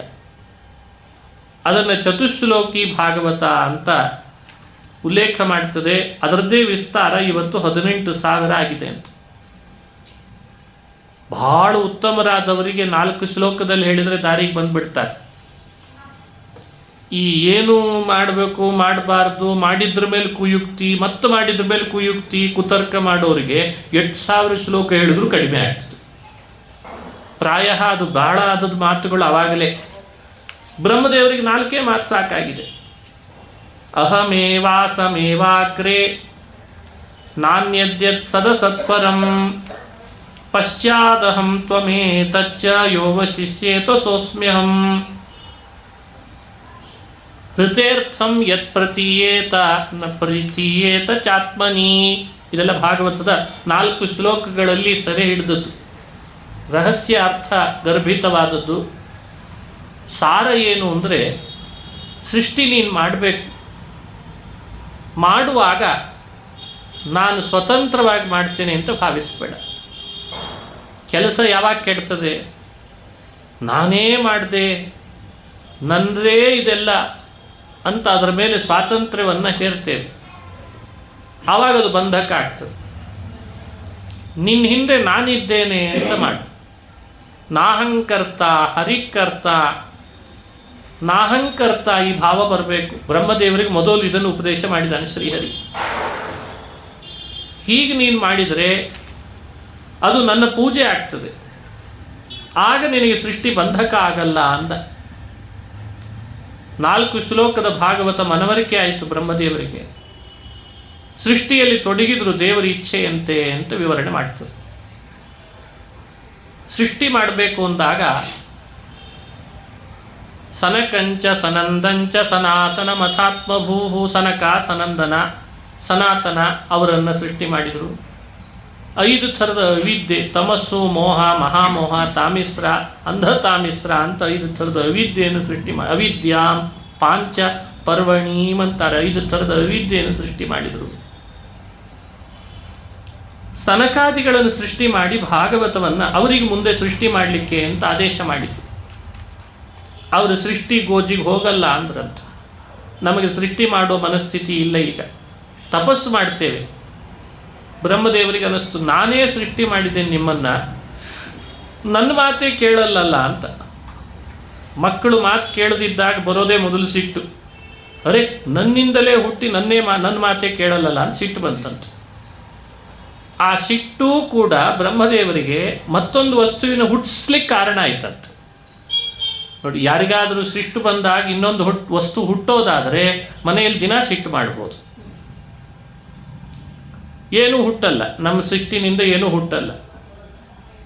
ಅದು ಇನ್ನೂ ಕಲಹ ಆಗ್ತದೆ, ಕೈ ಮೀಲಾಯಿಸ್ತಾರೆ, ಇನ್ನೇನೋ ಅನಾಹುತನೇ ಆಗ್ತದೆ. ಹಾಗಾಗಿ ನಮಗೆ ಸಿಟ್ಟು ಬೇಡ, ಶೋಭೆ ತರಲ್ಲ. ಬ್ರಹ್ಮದೇವರಿಗೆ ಕ್ರೋಧವೂ ಶೋಭೆ ತಂತು ಅಂತ ಹೇಳ್ತದೆ.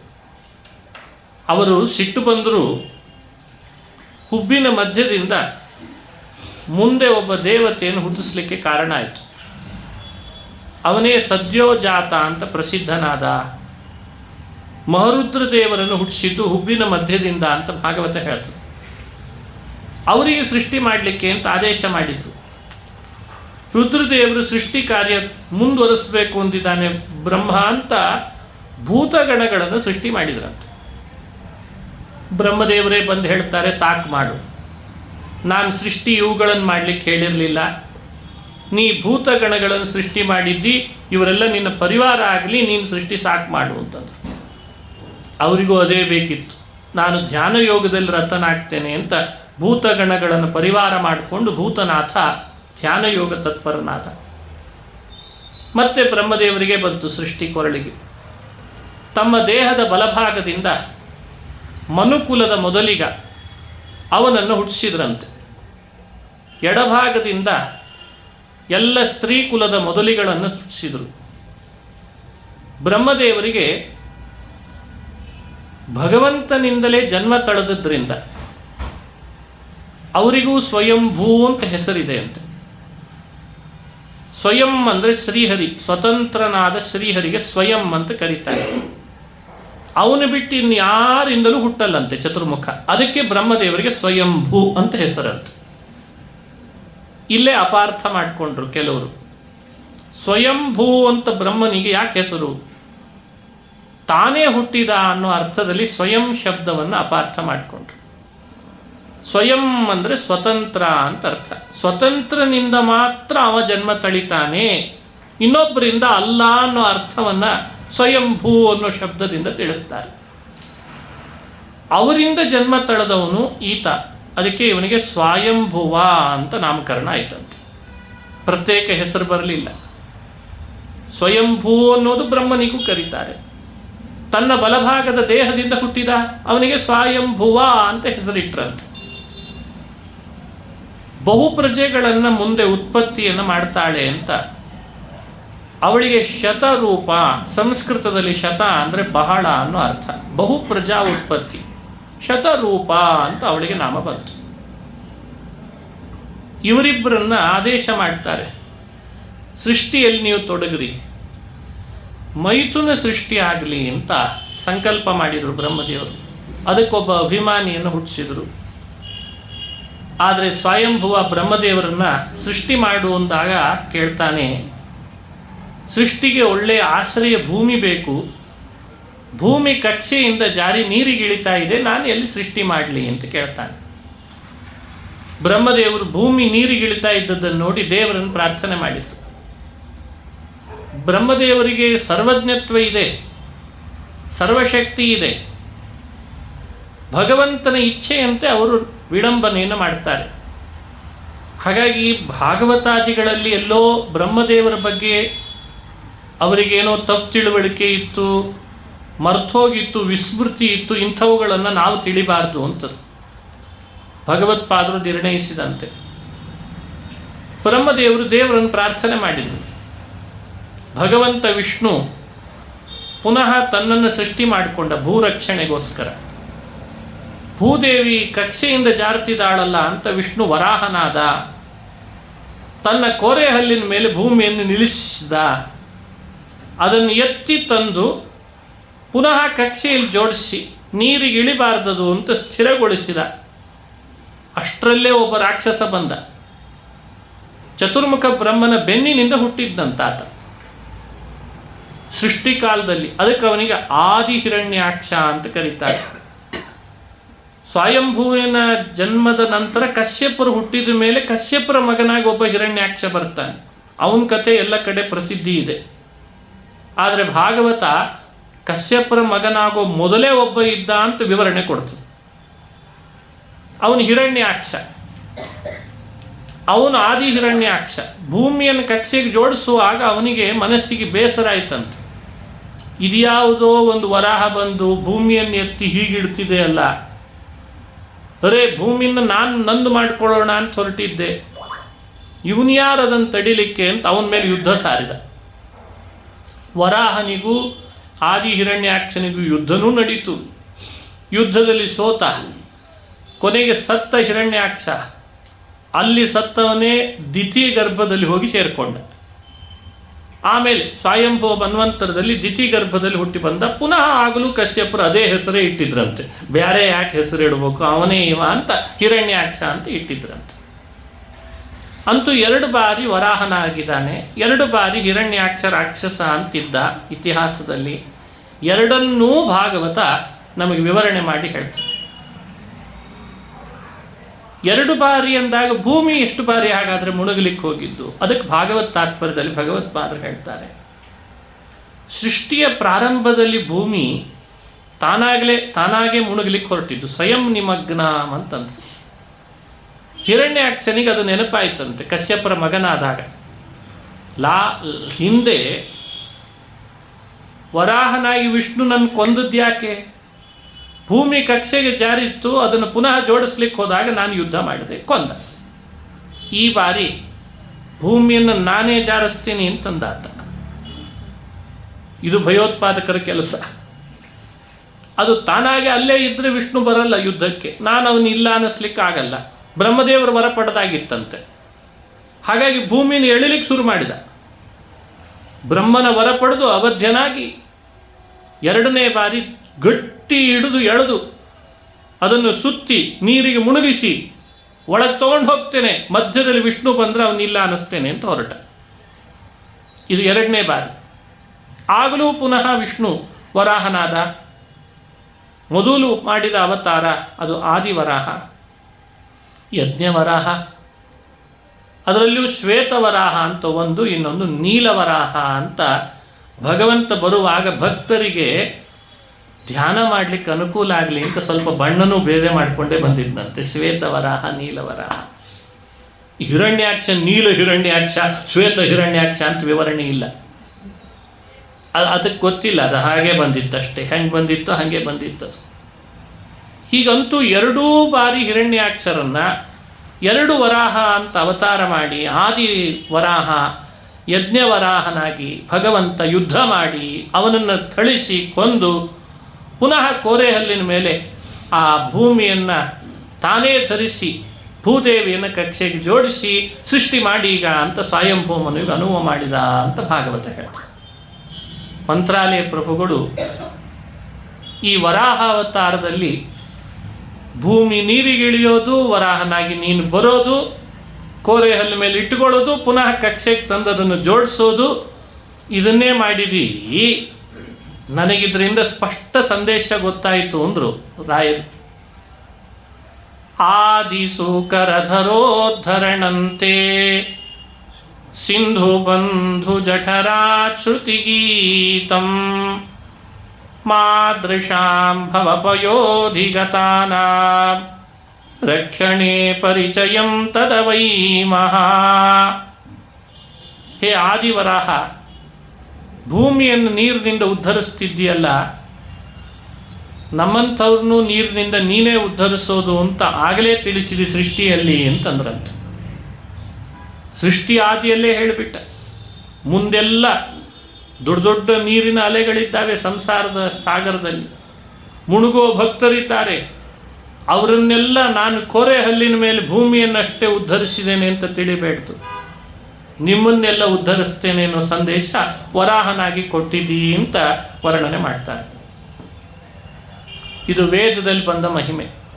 ಉದ್ಧೃತಾಸಿ ವರಾಹೇಣ ಕೃಷ್ಣೇನ ಶತಬಾಹುನ ಮೃತ್ತಿಕೆ ಹನಮೇ ಪಾಪಂ ಯನ್ಮಯಾ ದುಷ್ಕೃತಂ ಕೃತಂ.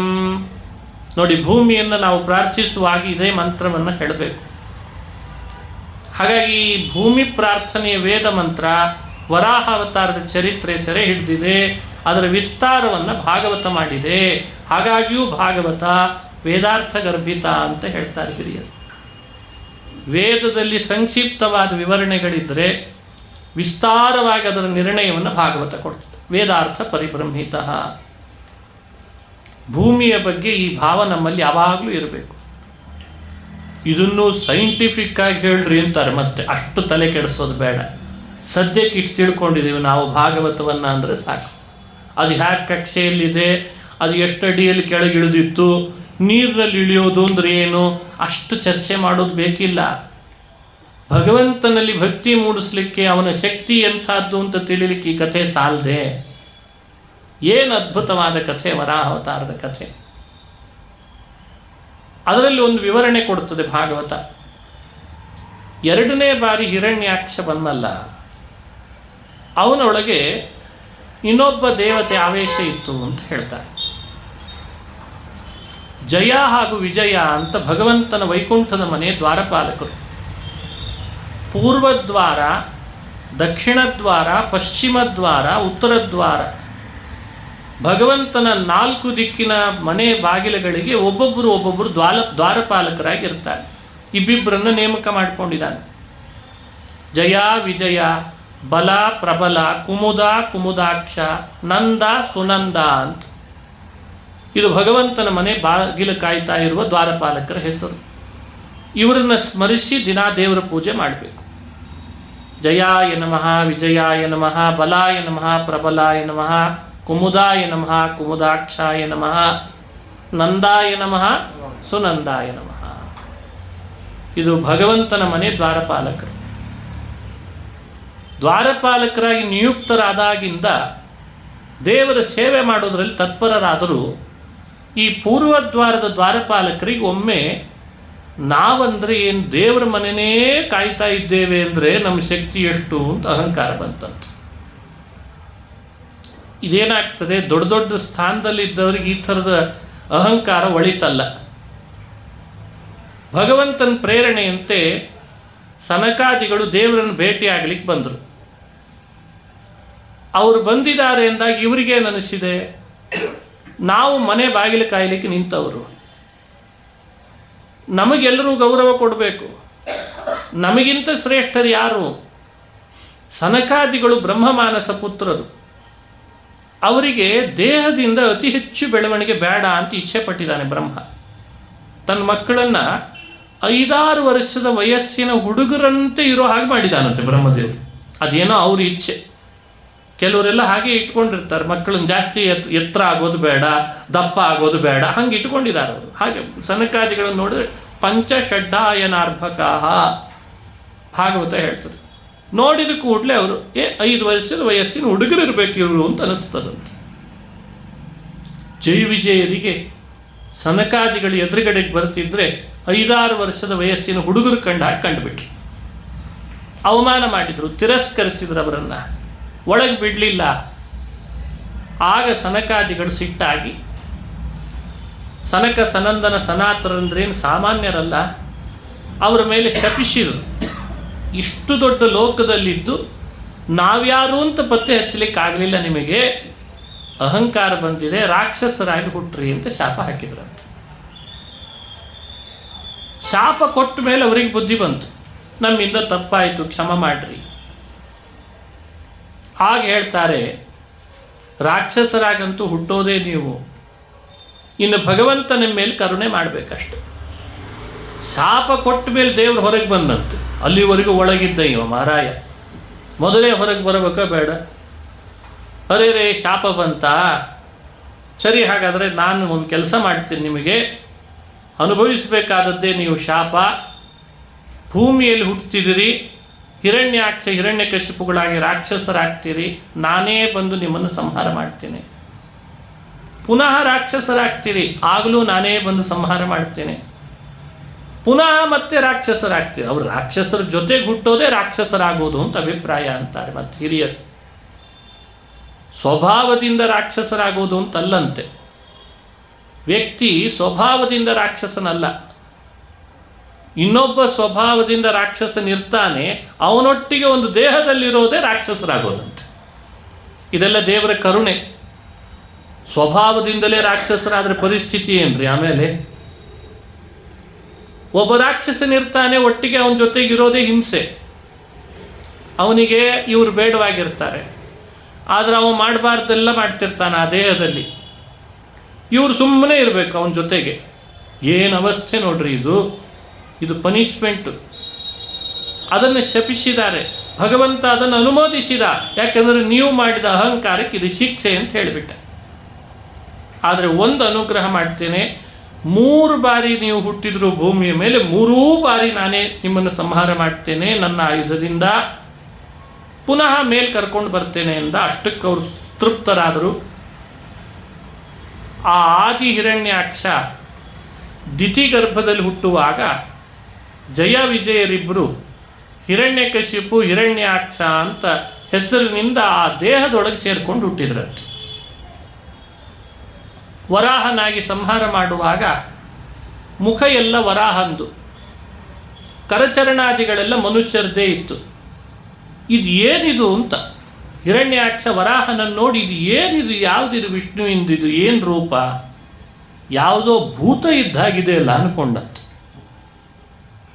ನೃಸಿಂಹನಾಗಿ ಬಂದಾಗಲೂ ಹಾಗೆ ತಿಳ್ಕೊಂಡ ಹಿರಣ್ಯಕಶಿಪು, ಇದೇನು ವಿಷ್ಣು ಈ ಥರ ಆಗಿ ಬಂದಿದ್ದಾನಲ್ಲ, ಮುಖ ನೋಡಿದರೆ ಸಿಂಹ, ಕೈ ಕಾಲಗಳೆಲ್ಲ ಮನುಷ್ಯಂದಿದೆ, ಇದು ಒಂದು ಭೂತ ಇದ್ದಾಗಿದೆ ಅಲ್ಲ ಅನ್ಕೊಂಡ.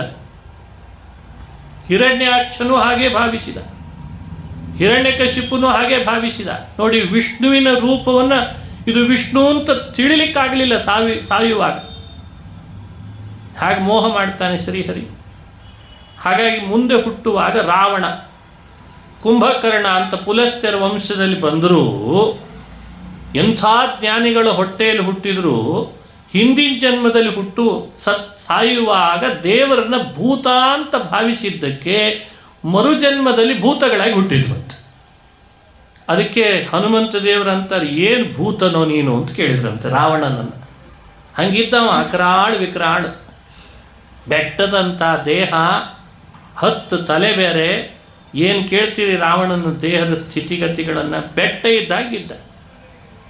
ಅದಕ್ಕೆ ಅವನಿಗೆ ಭೂತ ಅಂತ ಕರೆದ್ರು ಹನುಮಂತ ದೇವರು. ಭೂತ ಯಾಕೆಂದ್ರೆ ಹಿಂದಿನ ಜನ್ಮದಲ್ಲಿ ದೇವರನ್ನು ದೇವರು ಅಂತ ಪತ್ತೆ ಹಚ್ಚಲಿಕ್ಕಾಗದೆ ಭೂತ ಅಂತ ತಿಳಿದು ಸತ್ತದ್ದಕ್ಕೆ ಮರುಜನ್ಮಗಳಲ್ಲಿ ಭೂತ ರಾಕ್ಷಸರ ಹಾಗೆ ಹುಟ್ಟಿದ್ರಂತೆ. ರಾಮನಾಗಿ ಬಂದ. ಹಿರಣ್ಯಾಕ್ಷ ಹಿರಣ್ಯಕಶಿಪುಗಳಾದಾಗ ವರಾಹ ನೃಸಿಂಹನಾಗಿದ್ದ. ಆಮೇಲೆ ರಾಮನಾದ ವಿಷ್ಣು. ಆವಾಗ ಪುನಃ ಕುಂಭಕರ್ಣ ರಾವಣರನ್ನು ತಾನೇ ಸಂಹಾರ ಮಾಡಿದ. ಕುಂಭಕರ್ಣ ರಾವಣರು ರಾಮನನ್ನು ನೋಡಿ, ಏನು ಈ ಕ್ಷತ್ರಿಯನ ಪರಾಕ್ರಮ, ಯಾಕೆಂದ್ರೆ ವರ ಪಡೆಯುವಾಗ ಹಾಗೆ ಪಡೆದಿದ್ರು ಕುಂಭಕರ್ಣ ರಾವಣರಿಬ್ಬರು. ನಮಗೆ ಸಾವು ಬರಬಾರ್ದು ಅಂತ ಕೇಳುವಾಗ ಮನುಷ್ಯ ಅನ್ನೋ ಅಂಶವನ್ನು ಸೇರಿಸಿರ್ಲಿಲ್ಲ. ಹಿಂದೆ ಹಿರಣ್ಯಕಶಿಪು ಆದಾಗ ಏನೆಲ್ಲ ಸೇರಿಸಿದ್ನಲ್ಲ, ಮೃಗಗಳಿಂದ ಸಾವು ಬರಬಾರ್ದು, ನರರಿಂದ ಸಾವು ಬರಬಾರ್ದು, ಆಯುಧಗಳಿಂದ ಸಾವು ಬರಬಾರ್ದು ಅಂತ ವರ ಕೇಳಿದ್ನಲ್ಲ. ರಾವಣ ಕುಂಭಕರ್ಣರಾದಾಗಲೂ ವರ ಕೇಳುವಾಗ ಮನುಷ್ಯ ಅನ್ನೋ ಒಂದು ಅಂಶ, ಕಪಿಗಳು ಅನ್ನೋ ಇನ್ನೊಂದು ಅಂಶವನ್ನು ಸೇರಿಸದೇನೆ ಅವರು ದುರ್ಬಲರು ನಮ್ಮ ಮುಂದೆ ಅಂತ ಭಾವಿಸಿ ಇನ್ನು ಉಳಿದವರಿಂದ ನಮಗೆ ಸೋಲು ಬರಬಾರ್ದು, ಸಾವು ಬರಬಾರ್ದು ಅಂತ ಕೇಳಿದ್ರಂತ. ಇದೆಲ್ಲ ವಿವರಣೆ ಕೊಟ್ಟಿದ್ದಾರೆ ಮಹಾನುಭಾವರು. ಆಯಿತು ತಥಾಸ್ತು ಅಂತ ಕೊಟ್ಟು. ಅದಕ್ಕೆ ವಿಷ್ಣು ಒಬ್ಬ ದಶರಥನ ಮನೆಯಲ್ಲಿ ಹುಟ್ಟಿ ಕ್ಷತ್ರಿಯ ರಾಜನಾಗಿ ಬಂದು ರಾವಣ ಕುಂಭಕರ್ಣರೊಟ್ಟಿಗೆ ಯುದ್ಧ ಮಾಡ್ತಿರುವಾಗ ಇದೊಂದು ನರಮಾನವನನ್ನೇನು ಮಾಡ್ಯಾನು ಅಂತ ಇವನು ಶುರು ಮಾಡಿದ. ಅದೇ ರಾಮನಿಂದ ಹತನಾದ. ಅರೇ, ಒಬ್ಬ ಕ್ಷತ್ರಿಯ ರಾಜನಿಂದ ಸಾಯ್ತಿದ್ದೇವಲ್ಲ ಅನ್ಕೊಂಡೇ ಸತ್ರಂತೆ. ವಿಷ್ಣು ಅಂತ ಜ್ಞಾನ ಬರಲಿಲ್ಲ ಮತ್ತೆ. ಹಾಗಾಗಿ ಮರುಜನ್ಮದಲ್ಲಿ ದ್ವಾಪರದಲ್ಲಿ ದಂತವಕ್ತ್ರ ಹಾಗೂ ಶಿಶುಪಾಲ ಅಂತ ಕ್ಷತ್ರಿಯರ ಮನೆಯಲ್ಲಿ ಹುಟ್ಟಿ ರಾಜರಾದರು ಅಂತ ವಿವರಣೆಯನ್ನು ಕೊಡ್ತಾರೆ ಭಗವತ್ಪಾದರು ಪ್ರಮಾಣದಿಂದ. ಆದರೆ ಶಿಶುಪಾಲ ದಂತವಕ್ರರಾದಾಗ ಕೃಷ್ಣನಾಗಿ ಸಂಹಾರ ಮಾಡ್ತಾನೆ. ಈಗಲೂ ಮತ್ತೆ ನನ್ನನ್ನು ಗೊಲ್ಲ ಅಂತನೋ ಇನ್ನೇನೋ ಬೇರೆ ರೀತಿ ತಿಳಿದು ಸತ್ತರೆ ಇನ್ನು ನನ್ನ ಮನೆ ದ್ವಾರಪಾಲಕರಾಗಿ ಪುನಃ ಹೋಗಲಾರ್ರಿ ಇವರು ಅಂತ ತನ್ನ ನೈಜ ಮಹಿಮೆಯನ್ನು ತಾನೇ ವ್ಯಕ್ತಪಡಿಸಿ ತೋರಿಸಿ ಇಬ್ಬರನ್ನೂ ಸಂಹರಿಸುವಾಗ ತನ್ನ ರೂಪವನ್ನು ತೋರಿಸಿ ಅವರನ್ನು ದೇಹ ಬಿಡಿಸಿದ. ಹಾಗಾಗಿ ಶಿಶುಪಾಲ ದಂತವಕ್ರರಾದಾಗ ಕೃಷ್ಣನ ದರ್ಶನ ಮಾಡಿ ದೇಹ ಬಿಟ್ಟಿದ್ದಕ್ಕೆ ಅವರನ್ನು ಪುನಃ ಜಯ ವಿಜಯರನ್ನಾಗಿ ಸೇರಿಸಿದ ಅನ್ನೋ ಚರಿತ್ರೆಯನ್ನು ಭಾಗವತ ನಮಗೆ ಸ್ಪಷ್ಟಪಡಿಸ್ತದೆ. ಹೀಗೆ ನೋಡಿ ಎಷ್ಟು ದೇವರ ಕರುಣೆ, ಏನೆಲ್ಲ ಮಾಡ್ತಾನೆ. ಶಾಪಕ್ಕೆ ಶಾಪನೂ ಕೊಡಿಸ್ತಾನೆ, ಶಿಕ್ಷೆಯನ್ನು ಅನುಭವಿಸುವ ಹಾಗೂ ಮಾಡ್ತಾನೆ. ಬೇಡವಾದರೂ ಆ ರಾಕ್ಷಸರ ಜೊತೆಗೆ ಒಂದು ದೇಹದೊಳಗೆ 3 ಜನ್ಮದಲ್ಲಿ ಕಳೆಯೋ ಹಾಗೆ ಮಾಡ್ತಾನೆ. ಯಾಕೆ? ವಿಷ್ಣು ಭಕ್ತರನ್ನ ದ್ರೋಹ ಮಾಡಿದ್ದಕ್ಕೆ ಅಂತದೆ ಭಾಗವತ. ನನ್ನ ಭಕ್ತರು ಸನಕಾದಿಗಳು, ಮೇಲಾಗಿ ಜ್ಞಾನಿವರೇಣ್ಯರು, ತಪಸ್ವಿಗಳು, ಯತಿಗಳು ಅಂಥವ್ರನ್ನ ದ್ರೋಹ ಮಾಡಿದರೆ ನನ್ನ ಮನೆ ಬಾಗಿಲಕಾಯಿಯವರನ್ನು ರಾಕ್ಷಸರನ್ನು ಮಾಡ್ತೇನೆ, ಇನ್ನು ಮನುಷ್ಯರಾಗಿ ನಾವ್ಯಾರನ್ನಾದರೂ ದ್ರೋಹ ಮಾಡಿದರೆ ನಮಗೇನು ಶಿಕ್ಷೆ ಅನ್ನೋ ಧ್ವನಿಯನ್ನು ಭಾಗವತ ಹೇಳ್ತದೆ. ಅದಕ್ಕೆ ನಾವು ಹಿರಿಯರನ್ನು ದ್ರೋಹ ಮಾಡಬಾರ್ದು, ಜ್ಞಾನಿಗಳನ್ನು, ತಪಸ್ವಿಗಳನ್ನು. ಇದನ್ನು ಇಟ್ಕೊಂಡೇ ಮಹನ್ನಿಂದ ವರ್ಜನ ಅಂತ ಸಾರೋದ್ಧಾರಕಾರರು ಈ ಅಂಶವನ್ನು ಹೇಳಿ ನಮಗೆ ಸಂದೇಶವನ್ನು ಕೊಡ್ತಾರೆ. ಭಾಗವತ ಧರ್ಮ ಅಂದರೆ ಏನು? ಭಾಗವತ ಅಂದರೆ ಏನು? ನಮ್ಮ ಆ್ಯಟಿಟ್ಯೂಡನ್ನು ಬದಲು ಮಾಡಿಕೊಳ್ಳಿಕ್ಕಿರೋದೇ ಭಾಗವತ. ಆ್ಯಟಿಟ್ಯೂಡ್ ಬದಲಾಗಬೇಕು ನಮ್ಮದು. ಮಾತಿನಿಂದ, ಮನಸ್ಸಿನಿಂದ, ಕೃತಿಯಿಂದ ದೇವರ ಭಕ್ತರ ಮನಸ್ಸಿಗೆ ನೋವಾಗದಂತೆ ನಾವು ನಡ್ಕೊಂಡ್ರೆ ಭಾಗವತ ಧರ್ಮ ಮಾಡಿದ್ವಿ ಅಂತ ಅರ್ಥ. ಪ್ರತ್ಯಕ್ಷವಾಗಿ ದ್ರೋಹ ಮಾಡಿದರೆ ಅದಕ್ಕೆ ಒಂದು ಕಥೆ ಹೇಳಿ ತೋರಿಸಿದ್ರು. ನೋಡಿದ್ಯಾ, ನನ್ನ ಮನೆಯೇ ಬಾಗಿಲ್ಕಾಯೋರು, ಅವರು ಪೂರ್ವದ್ವಾರದ ದ್ವಾರಪಾಲಕರು, ಅಂಥವರೇ ನನ್ನ ಭಕ್ತರನ್ನೇನಾದರೂ ಎದುರುಗಟ್ಟುಕೊಂಡ್ರೆ ನಾನು ರಾಕ್ಷಸರನ್ನು ಮಾಡ್ತೇನೆ. ಇಂದು ನೀವೆಲ್ಲ ಎಲ್ಲಿದ್ದೀರಿ? ನೀವು ಭಾಗವತರನ್ನು ದ್ರೋಹ ಮಾಡ್ತೀರಿ ಅಂದರೆ ದೂರ ಇಡದೆ ಇನ್ನೇನು ಮಾಡ್ತೇನೆ? ಇದೆಲ್ಲ ಸಂದೇಶವನ್ನು ಕೊಡಲಿಕ್ಕೆ ಈ ಚರಿತ್ರೆಯನ್ನು ಭಾಗವತ ಹೇಳ್ತದೆ. ಹಾಗಾಗಿ ದೇವರ ಭಕ್ತರನ್ನು ಮನಸ್ಸು ನೋಯಿಸಬಾರ್ದು, ದೇವರ ಭಕ್ತರಿಗೆ ಅಪಶಬ್ದಗಳಿಂದ ನಿಂದಿಸಬಾರ್ದು, ದೇವರ ಭಕ್ತರಿಗೆ ವಿರುದ್ಧವಾಗಿ ನಡ್ಕೊಳ್ಬಾರ್ದು. ಇದನ್ನೆಲ್ಲ ಭಾಗವತ ನಮಗೆ ಸಂದೇಶವಾಗಿ ಕೊಡ್ತದೆ. ಹಿರಣ್ಯಾಕ್ಷನನ್ನು ಸಂಹಾರ ಮಾಡಿದ ವರಾಹ ಅವತಾರ ಇನ್ನೂ ಒಂದು ವಿಶೇಷತೆ ಏನು ಅಂದರೆ, ಮೈ ಕೊಡುವಿದ್ನಂತೆ. ದೇವತೆಗಳು, ಋಷಿಗಳು ಸ್ತೋತ್ರ ಮಾಡ್ತಾ ಇದ್ದಾರೆ. ಆ ವರಾಹನಾದಾಗ ಮೈ ಕೊಡುವಿದ ಕೂಡಲೇ ದೇಹದಿಂದ ಯಜ್ಞಕ್ಕೆ ಉಪಯೋಗಿಸುವ ವಸ್ತುಗಳೆಲ್ಲ ಹುಟ್ಟಿತು ಅಂತ. ಸುರುಕು, ಸ್ರುವ, ಕಮಂಡಲು, ದರ್ಭೆಗಳು ಇವೆಲ್ಲ ವರಾಹನ ದೇಹದಿಂದ ಹುಟ್ಟಿಸ್ತು ಅಂತ. ನೋಡಿ, ಸೃಷ್ಟಿನೂ ಮಾಡಿದ ಭಗವಂತ. ಸೃಷ್ಟಿ ಹೇಗೆ ಮಾಡಿದ? ದೇಹದಿಂದಲೇ ಮಾಡಿಬಿಟ್ಟ. ಹಾಗಾಗಿ ದರ್ಭೆ ಯಾಕೆ ಪವಿತ್ರ? ವರಾಹನ ದೇಹದಿಂದ ಬಂತು ಅಂತ ಪವಿತ್ರ ಆಯಿತು. ಸೃಕು, ಸ್ರುವಗಳೆಲ್ಲ ಯಾಕೆ ಪವಿತ್ರ? ವರಾಹನ ದೇಹದಿಂದ ಹುಟ್ಟಿದು ಅಂತ ಪವಿತ್ರ ಆದವಂತ. ಹೀಗೆ ವರಾಹ ಅವತಾರದಿಂದ ಸೃಷ್ಟಿಯೂ ನಡೆದಿದೆ, ಯಜ್ಞಕ್ಕೆ ಬೇಕಾದದ್ದು. ಅದಕ್ಕೆ ಅವನಿಗೆ ಯಜ್ಞ ವರಾಹ ಅನ್ನೋ ನಾಮವೂ ಬಂತು ಅನ್ನೋ ಅರ್ಥದಲ್ಲಿ ಆ ವಿಷಯವನ್ನು ವಿವರಣೆ ಮಾಡ್ತಾ ಬರ್ತಾರೆ. 3ನೇ ಸ್ಕಂದ ಶ್ರೀಮದ್ ಭಾಗವತದಲ್ಲಿ ಕರ್ದಮ ಅಂತ ಪ್ರಜಾಪತಿಗಳಿಗೆ ಸ್ವಯಂಭೂ ಮನುವಿನ ಮಗಳನ್ನು ಕೊಟ್ಟು ವಿವಾಹ ಮಾಡಿಸಿದ. ಸ್ವಯಂಭೂ ಮನು 5 ಜನ ಮಕ್ಕಳನ್ನು ಹುಟ್ಟಿಸಿದ್ನಂತೆ. ಪ್ರಿಯವ್ರತ, ಉತ್ತಾನಪಾದ ಅಂತ 2 ಗಂಡು, ಆಕೂತಿ, ದೇವಹೂತಿ, ಪ್ರಸೂತಿ ಅಂತ 3 ಹೆಣ್ಣು. ದೇವಹೂತಿ ಅಂತ ತನ್ನ ಮಗಳನ್ನು ಸ್ವಯಂಭುವ ಕರ್ದಮ ಪ್ರಜಾಪತಿಗಳು ಕೊಟ್ಟು ವಿವಾಹ ಮಾಡಿಸಿದ. ಅವರು ತಪಸ್ವಿಗಳು, ಭಾಗವತ ಧರ್ಮನಿಷ್ಠರು, ಗೃಹಸ್ಥ ಧರ್ಮ ಮಾಡ್ತಾ ಇದ್ದಾರೆ ಚೆನ್ನಾಗಿ. ಅವರಲ್ಲಿ ಹುಟ್ಟಿ ಬಂದ ಭಗವಂತ ಕಪಿಲನಾಗಿ ಅವರ ತಪಸ್ಸಿಗೆ ಮೆಚ್ಚಿ ವಿಷ್ಣುವಿನ ಅವತಾರ, ಅದು ಕಪಿಲಾವತಾರ ಅಂತಾರೆ. ಕಪಿಲಸ್ತತ್ವ ಸಂಖ್ಯಾತ, ಕಪಿಲನ ಕಥೆ. ಆ ದೇವಹೂತಿ ಕಪಿಲ ನಾಮಕ ಭಗವಂತನನ್ನು ಪ್ರಾರ್ಥನೆ ಮಾಡ್ತಾಳೆ.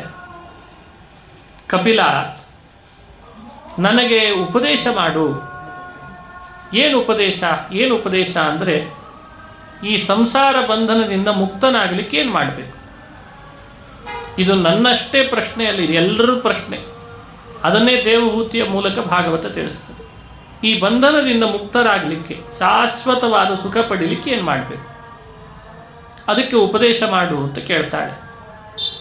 ಭಗವಂತ ಹೇಳ್ದ, ಪ್ರತಿಯೊಬ್ಬರೂ ಬಂಧನಕ್ಕೊಳಗಾಗೋದು ಯಾವುದರಿಂದ? ಮನಸ್ಸಿನಿಂದ. ಚೇತ ಕಲ್ವಸ್ಯ ಬಂಧಾಯ ಮುಕ್ತಯೇ ಚಾತ್ಮನೋ ಮತಂ ಗುಣೇಶು ಸಕ್ತಂ ಬಂಧಾಯ ತೇಶ್ವಸಕ್ತಂ ಹಿ ಮುಕ್ತಯೇ. ಚೇತ ಕಲ್ವಸ್ಯ ಬಂಧಾಯ, ನಮ್ಮ ಸಂಸಾರದ ಬಂಧನಕ್ಕೆ ನಮ್ಮ ಮನಸ್ಸೇ ಕಾರಣ ಅಂತ ಭಾಗವತ ಉಪದೇಶ ಮಾಡ್ತದೆ. ಸುಮ್ಮನೆ ಬಂಧನಕ್ಕೆ ಒಳಪಟ್ಟಿಲ್ಲ ನಾವ್ಯಾರು. ನಿಷ್ಕಾರಣವಾಗಿ ಬಂಧನಕ್ಕೆ ಒಳಪಡಲ್ಲ. ಹಾಗಾಗಿ ನಮ್ಮ ಬಂಧನಕ್ಕೆ ನಮ್ಮ ಮನಸ್ಸೇ ಕಾರಣ. ಏನು ಹಾಗಂದ್ರೆ ಗುಣೇಶು ಸಕ್ತಂ ಬಂಧಾಯ, ವಿಷಯ ಪದಾರ್ಥಗಳಲ್ಲಿ ಆಸಕ್ತಿ ಹೆಚ್ಚು ಮಾಡಿಕೊಂಡ್ವಿ, ಭಗವಂತನನ್ನು ಮರೆತ್ವಿ, ಅವನ ಗುಣಕ್ರಿಯೆಗಳನ್ನು ಸ್ಮರಿಸಲಿಲ್ಲ. ಹಾಗಾಗಿ ಅವನಿಂದ ವಿಮುಖರಾಗ್ತಾ ನಾವು ಬಂಧನಕ್ಕೊಳಗಾದ್ವಿ. ಅದೇ ನಮ್ಮ ಮನಸ್ಸು ಜಾಗೃತ ಆಗಬೇಕು ದೇವರ ವಿಷಯದಲ್ಲಿ, ಗುಣಗಳಲ್ಲಿ. ಆವಾಗ ಈ ವಿಷಯಗಳ ಆಸಕ್ತಿ ಕಡಿಮೆ ಮಾಡಿಕೊಂಡು ಅವನಲ್ಲಿ ಮನಸ್ಸನ್ನು ಹರಿಸಿದರೆ ಮೋಚನೆ ಆಗ್ತದೆ ಅಂತ ಉತ್ತರ ಕೊಟ್ಟ. ಮತ್ತೆ ಕೇಳಿದ್ಲು, ಹೇಳ್ತಿದ್ದಿ ಸುಲಭ, ಆದರೆ ಮನಸ್ಸು ಯಾವಾಗಲೂ ನಿನ್ನ ಕಡೆ ಇರಲ್ಲ, ನಿನ್ನ ಗುಣಚಿಂತನೆ ಮಾಡಲಾರ್ದು, ನೀನು ಕಣ್ಣಿಗೆ ಕಾಣಲ್ಲ, ಮನಸ್ಸಿಗೆ ನಿಲುಕಲ್ಲ, ಕಿವಿಗಳಿಗೆ ಕೇಳಲ್ಲ, ಕೈಗೆ ಸಿಗಲ್ಲ. ಸಿಕ್ಕಿದಾನ ದೇವರು? ಯಾರ್ದಾದ್ರೂ ಕೈಗೆ ಸಿಕ್ಕಿದಾನ? ಯಾರ ಕಣ್ಣಿಗಾದ್ರೂ ಕಂಡಿದಾನ? ಕಿವಿಗೆ ನಿಲುಕಿದಾನ? ಹಾಗಾಗಿ ನಿನ್ನಲ್ಲಿ ಮನಸ್ಸನ್ನು ಇರಿಸಬೇಕಾದ್ರೆ ಹೇಗೆ ಸಾಧ್ಯ ಆಗ್ತದೆ? ಸಂಭಾವಿತನ ಇದು. ಆಕಳ ತೋರಿಸು ಅಂದರೆ ಕೋಡ್ ಹಿಡಿದು ತೋರಿಸ್ತೇವೆ. ಇದು ಕೋಡು, ಇದು ಕಿವಿ, ಇದು ಬಾಲ, ಇದು ಆಕಳ ಅಂತ ತೋರಿಸ್ಬೋದು. ಶೃಂಗೇ ಕರ್ಣೇವ ಗೃಹೀತ್ವ ಗಾಮಿವ, ಆಕಳ ಇದು ಅಂತ ತೋರಿಸ್ಬೋದು. ದೇವರನ್ನು ತೋರಿಸು ಅಂದರೆ ಹೇಗೆ ಸಾಧ್ಯ ಆಗ್ತದೆ?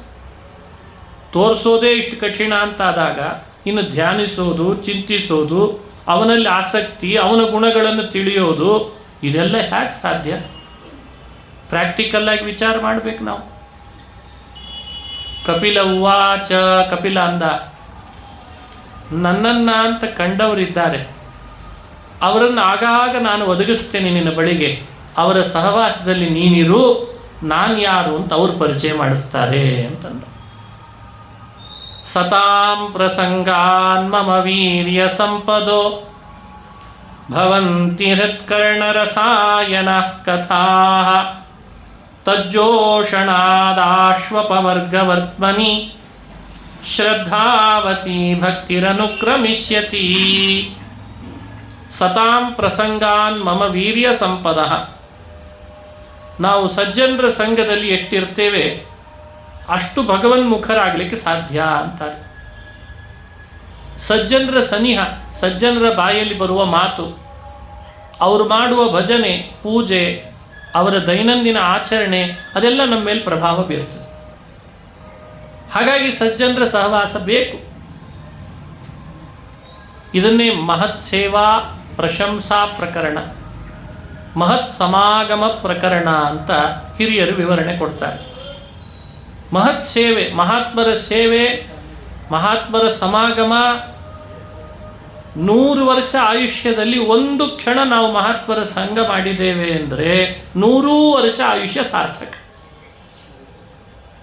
100 ವರ್ಷ ಆಯುಷ್ಯ ಸಾರ್ಥಕ ಆಗೋದು ಒಂದು ಕ್ಷಣ ಮಹಾತ್ಮರ ಸೇವೆ ಮಾಡಿದ್ರೂ ಸಾಕಂತೆ. 100 ವರ್ಷದಲ್ಲಿ ಒಂದು ಕ್ಷಣವೂ ಮಹಾತ್ಮರ ಸೇವೆಯಲ್ಲಿ ತೊಡಗಲಿಲ್ಲ ಅಂದರೆ ನಮ್ಮ ಆಯುಷ್ಯ ವ್ಯರ್ಥ ಅಂತ ಹೇಳ್ತಾರೆ. ಅದಕ್ಕೆ ಬೇರೆ ಬೇರೆ ಉದಾಹರಣೆಗಳು ಭಾಗವತದಲ್ಲೇ ಸಿಗ್ತವೆ. ಸಜ್ಜನರ ಸಂಘದಿಂದ ಯಾರೆಲ್ಲ ತಮ್ಮ ಬದುಕನ್ನು ಹಸನಾಗಿ ಮಾಡಿಕೊಂಡ್ರು, ಬದಲಾಯಿಸಿಕೊಂಡ್ರು. ನಾರದರ ಕಥೆ, ಹಿಂದಿನ ಜನ್ಮದಲ್ಲಿ ನಾರದರ ದಾಸಿಪುತ್ರನಾದಾಗ ಮಹಾತ್ಮರ ಸಂಘದಿಂದ ತಮ್ಮನ್ನು ಬದಲಾಯಿಸಿಕೊಂಡ ಕಥೆಯನ್ನು ಹೇಳ್ತಾರೆ. ರಹುಗಣ ಅಂತ ಒಬ್ಬ ರಾಜ ಜಡಭರತನ ಸಂಘದಿಂದ ಇಡೀ ತನ್ನ ಬದುಕನ್ನೇ ಬದಲಾಯಿಸಿಕೊಂಡ ಅನ್ನೋ ಕಥೆಯನ್ನು ಹೇಳ್ತಾರೆ. ಇವನ್ನು ಉದಾಹರಣೆಯಾಗಿ ಕೊಟ್ಟು ಮನುಷ್ಯ ಸತ್ಸಂಗದಲ್ಲಿ ಪಾಲ್ಗೊಳ್ಳಿ, ಆಗ ನನ್ನ ಗುಣಚಿಂತನೆ ಮಾಡಲಿಕ್ಕಾಗ್ತದೆ ಅಂತ ಸಂಗತಿಯನ್ನು ಭಾಗವತ ಹೇಳ್ತದೆ. ಸಜ್ಜನರು ಅಂದರೆ ಅದು ಗಂಧದ ಮರ. ಗಂಧದ ಮರ ತಾನಾಗೆ ಎಲ್ಲೆಡೆಯಲ್ಲೂ ತನ್ನ ಗಂಧವನ್ನು ಬೀರ್ತದೆ. ಹತ್ತಿರದಲ್ಲಿ ಸಾಣಿಕಲ್ಲಿಟ್ಟು ಚೆನ್ನಾಗಿ ತೆಗೆದು ಬಿಟ್ಟರೆ ಸಾಣಿಕಲ್ಲು ಗಂಧದ ಮರದಂತೆ ಆಗಿರ್ತದೆ, ಸುವಾಸನೆ ಬರೋ ಹಾಗೆ. ನಾವೆಲ್ಲ ಸಾಣಿಕಲ್ಲಿದ್ದ ಹಾಗೆ. ಸಜ್ಜನರನ್ನೋ ಗಂಧದ ಮರದ ಹತ್ತಿರ ಬಂದು ಅವರು ತೆಗೆದ ಹಾಗೆ ನಾವು ತೆಗೆಸಿಕೊಂಡ್ರೆ, ಅವ್ರು ಮಾಡಿದ ಉಪದೇಶದಂತೆ ನಾವು ಅದನ್ನು ಶ್ರವಣ ಮಾಡಿದರೆ, ಅವರೊಟ್ಟಿಗೆ ನಾವಿದ್ದರೆ, ನಮ್ಮೊಟ್ಟಿಗೆ ಅವರನ್ನು ಇರಿಸ್ಕೊಂಡ್ರೆ ತಾನಾಗೆ ಸಾಣೆಕಲ್ಲು ಕೂಡ ಒಳ್ಳೆ ಪರಿಮಳ ಬರೋ ಹಾಗಾಗ್ತದೆ. ಹಾಗೆ ನಾವು ಪರಿಮಳ ಬರೋ ಹಾಗಾಗ್ತದೆ. ಇಲ್ಲದಿದ್ದರೆ ಬರೀ ಕಲ್ಲಾಗಿರ್ತೀವಿ ಅಷ್ಟೇ. ಸಾಣೆ ಕಲ್ಲಾಗಬೇಕೆ ಹೊರತು ಬರೀ ಕಲ್ಲಾಗಬಾರ್ದು. ಸಜ್ಜನರನ್ನೋ ಗಂಧದ ಮರ, ಗಂಧದ ಕೊರಳು ತಿಕ್ಕುವ ಕಲ್ಲಾಗಬೇಕು. ಆಗ ನಮ್ಮಲ್ಲಿ ಜ್ಞಾನದ ಗಂಧ, ಭಕ್ತಿಯ ಗಂಧ ನಮ್ಮೊಳಗೂ ಬರಲಿಕ್ಕೆ ಅವಕಾಶ ಇದೆ ಅನ್ನೋ ತತ್ವವನ್ನು, ಸಜ್ಜನರ ಸಂಘದ ಮಹತ್ವವನ್ನು ಹೇಳ್ತಾನೆ. ತಾಯಿ ಕೇಳಿದ್ಲು, ಸಜ್ಜನರು ಅಂದ್ರೆ ಯಾರು, ಹ್ಯಾಕ್ ಪತ್ತೆ ಹಚ್ಚಬೇಕು? ತಿತಿಕ್ಷವ ಕಾರುಣಿಕಾ ಸುಹೃದ ಸರ್ವದೇಹಿನಾಂ ಅಜಾತಶತ್ರವಶಾಂತಾ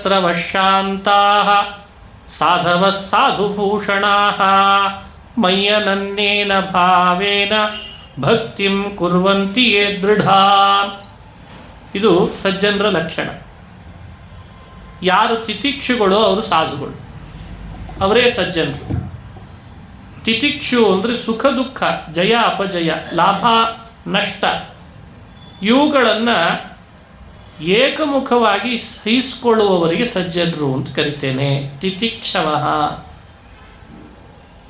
ಕಾರುಣಿಕಾ ಸುಹೃದ ಸರ್ವದೇಹಿನ, ಯಾವ ಅಭಿಲಾಷೆ ಇಲ್ಲದೆ ಲೋಕಕ್ಕೆ ಒಳ್ಳೆಯದನ್ನು ಮಾಡ್ತಾ ಇರ್ತಾರೆ. ಅನಿಮಿತ್ತ ಉಪಕಾರ, ಯಾವ ಅಭಿಲಾಷೆ ಇಲ್ಲ ಅವರಿಗೆ, ಅವರನ್ನು ಸಜ್ಜನರು ಅಂತ ಗುರುತಿಸು.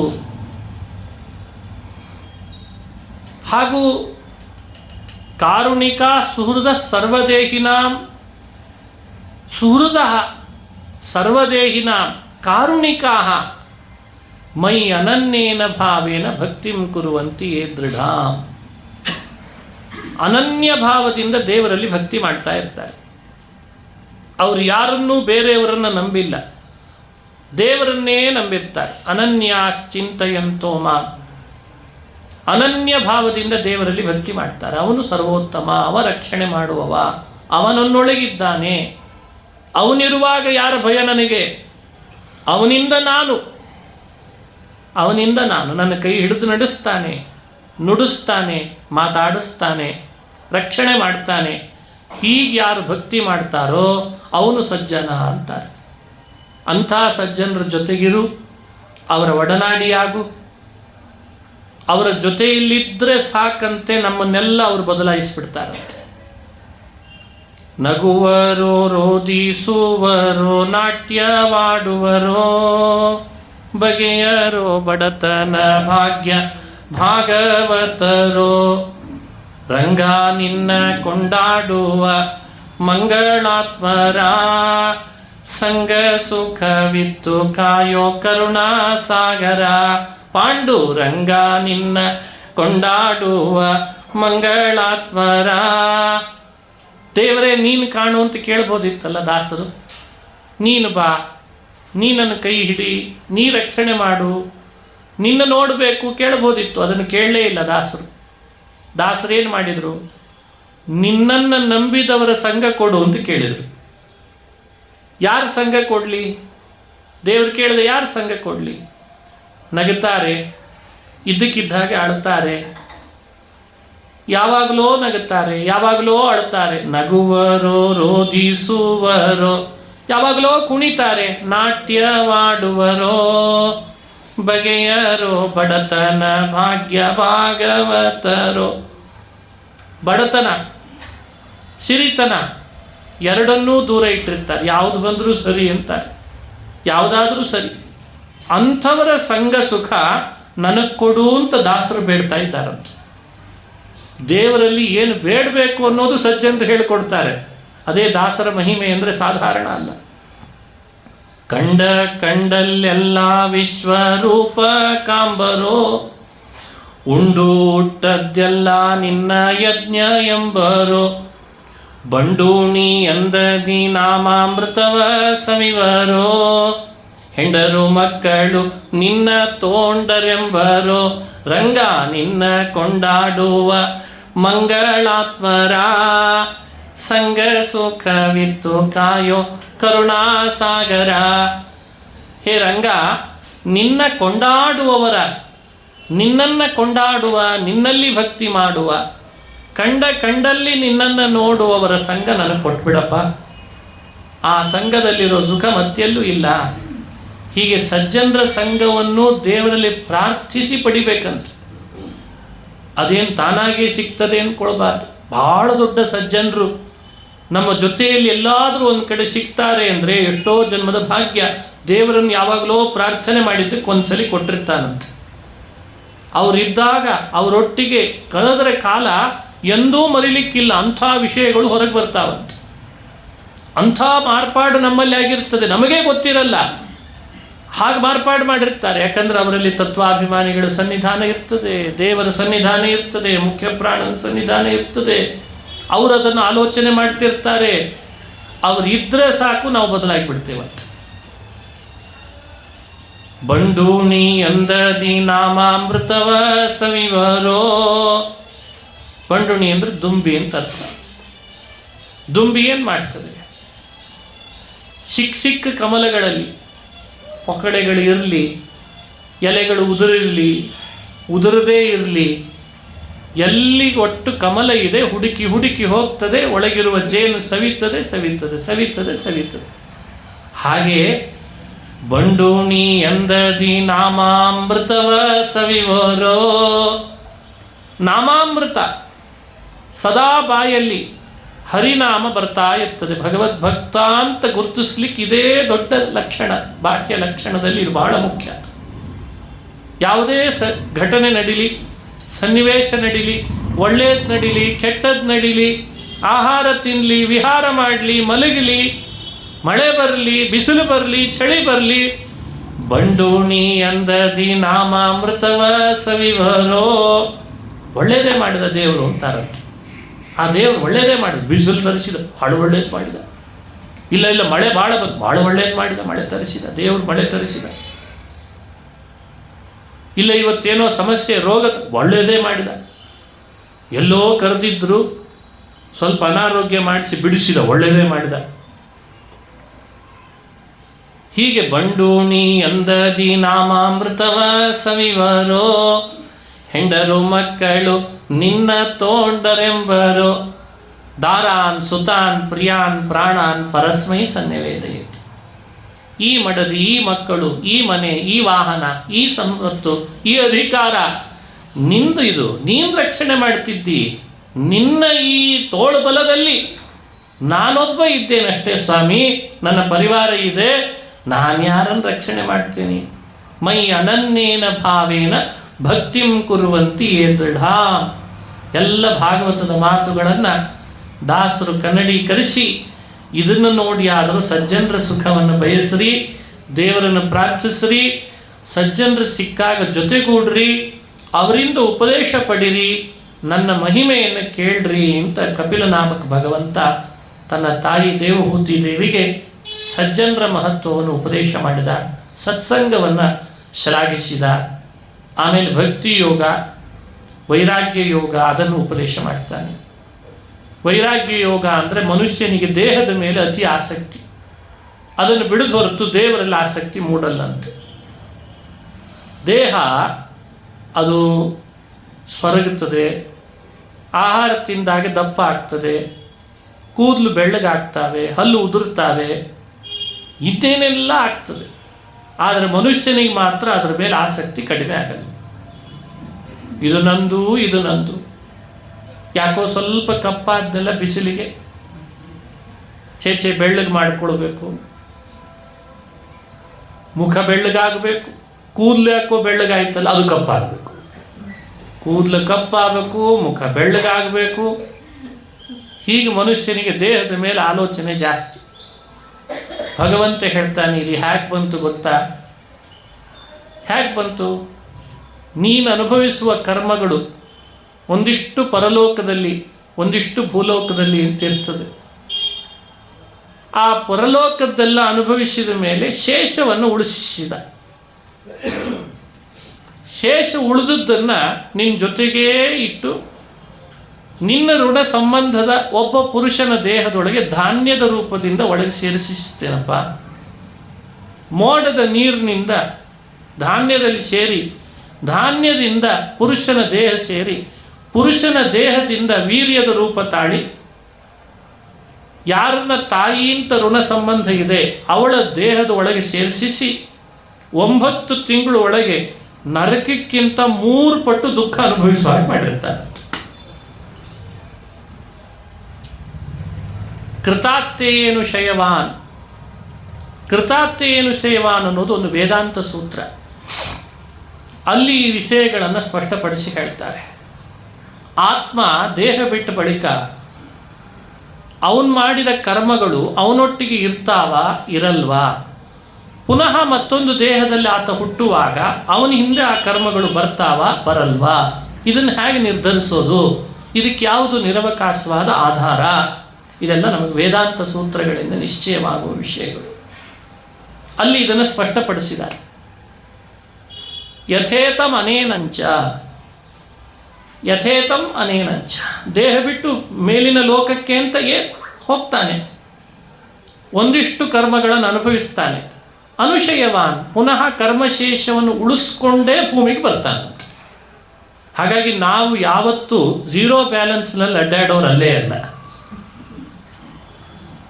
ಮೊಬೈಲ್ ಯಾವಾಗ ಕನೆಕ್ಟ್ ಆಗ್ತದೆ? ಬ್ಯಾಲೆನ್ಸ್ ಇರಬೇಕು, ಬರೀ ಚಾರ್ಜ್ ಇದ್ರೆ ಸಾಲದು. ಇಲ್ಲ ಅಂದರೆ ಮತ್ತೆ ಶುರು ಮಾಡ್ತಾರೆ ಅವರು, ಇನ್ನೊಂದು ದಿನ ಇದೆ ಮೆಸೇಜ್ ಹಾಕ್ತಾರೆ, ಇನ್ನೊಂದು ದಿನ ಇದೆ ಬಾಕಿ ಇದೆ, ಬೇಗ ರೀಚಾರ್ಜ್ ಮಾಡಿಸಿ. ಇವ್ರದೇ ಈ ಪರಿ ಅದ ಅಂದರೆ ಟೆಲಿಕಾಂ ಸಿಸ್ಟಮನ್ನೇ ಸೃಷ್ಟಿ ಮಾಡಿದ ದೇವರು ಯಾವ ಪರಿ ಇರಬೇಡ ಹೇಳ್ರಿ. ಇದೊಂದು ಇನ್ಸ್ಟ್ರೂಮೆಂಟ್, ದೇಹ ಅನ್ನೋದು ಒಂದು ಇನ್ಸ್ಟ್ರೂಮೆಂಟ್. ಇದರಲ್ಲಿ ನಾವು ವಾಸ ಮಾಡಿ ಇದರಿಂದ ಬಹಳ ಜನರನ್ನ ಕನೆಕ್ಟ್ ಆಗಬೇಕು ಅಂತ ಅಪೇಕ್ಷೆ ಇದೆ ಅಂದರೆ ಅದಕ್ಕೆ ತಕ್ಕಂತೆ ರೀಚಾರ್ಜ್ ಮಾಡಿಸ್ಬೇಕು. ಅದರದ್ದೇ ಇನ್ನೊಂದು ಹೆಸರು ರೀಚಾರ್ಜ್ಗೆ ಕರ್ಮ. ಅದನ್ನು ಕೃತಾರ್ಥೆಯೇ ಅನುಶಯವಾನ್ ಅಂತ ವೇದಾಂತ ಸೂತ್ರಗಳು ಅನುಸಂಧಾನ ಮಾಡಿಸ್ತವೆ. ನಿರ್ಣೀತವಾದ ವಿಷಯಗಳು, ಇದ್ಯಾವುದೋ ಅನಿರ್ಧಾರಿತ ವಿಷಯ ಅಲ್ಲ. ಇನ್ಯಾವುದೋ ಸಾಹಿತ್ಯಗಳನ್ನು ಓದಿ, ಕಾದಂಬರಿ ಕಥೆಗಳನ್ನು ಓದಿ ಆತ್ಮ ಇದ್ದಾನೋ ಇಲ್ಲೋ, ಕರ್ಮ ಸಂಬಂಧ ಅಂದ್ರೆ ಏನು, ಕರ್ಮ ಅಂದರೆ ಅದು ನೀರಿನ ರೂಪನೋ ದ್ರವ್ಯದ ರೂಪನೋ, ಹಿಂಗೆಲ್ಲ ಬರೆದಿದ್ದಾರೆ ಮಹಾನುಭಾವರು. ತಾವೂ ತಲೆ ಕೆಡಿಸ್ಕೊಂಡು ನಮ್ಮನ್ನೂ ತಲೆ ಕೆಡಿಸಿ ಅದು ಕಣ್ಣಿಗೆ ಕಾಣ್ತದೋ ಇಲ್ವೋ ಹಾಗೆಲ್ಲ ನಾವು ಚರ್ಚೆ ಮಾಡಬಾರ್ದು. ಹರಿಭಕ್ತರಾಗಿ, ಭಾರತೀಯ ಪ್ರಜೆಗಳಾಗಿ, ತತ್ವಶಾಸ್ತ್ರಗಳ ತಳಹದಿಯಲ್ಲಿ ಎಂಥ ಅದ್ಭುತವಾದ ವೇದಾಂತ ಸೂತ್ರಗಳ ಛಾಯೆಯಲ್ಲಿ ಬದುಕಬೇಕಾಗಿದೆ ನಾವೆಲ್ಲ. ಅವುಗಳಲ್ಲಿ ಗೊಂದಲ ಹುಟ್ಟಿಸುವ ಕೆಲಸಗಳನ್ನು ಆ ಸಾಹಿತ್ಯದ ಗ್ರಂಥಗಳು ಮಾಡಿಬಿಟ್ರೆ ಮನುಷ್ಯನ ಸ್ಥಿತಿ ಏನಾಗಬೇಡ.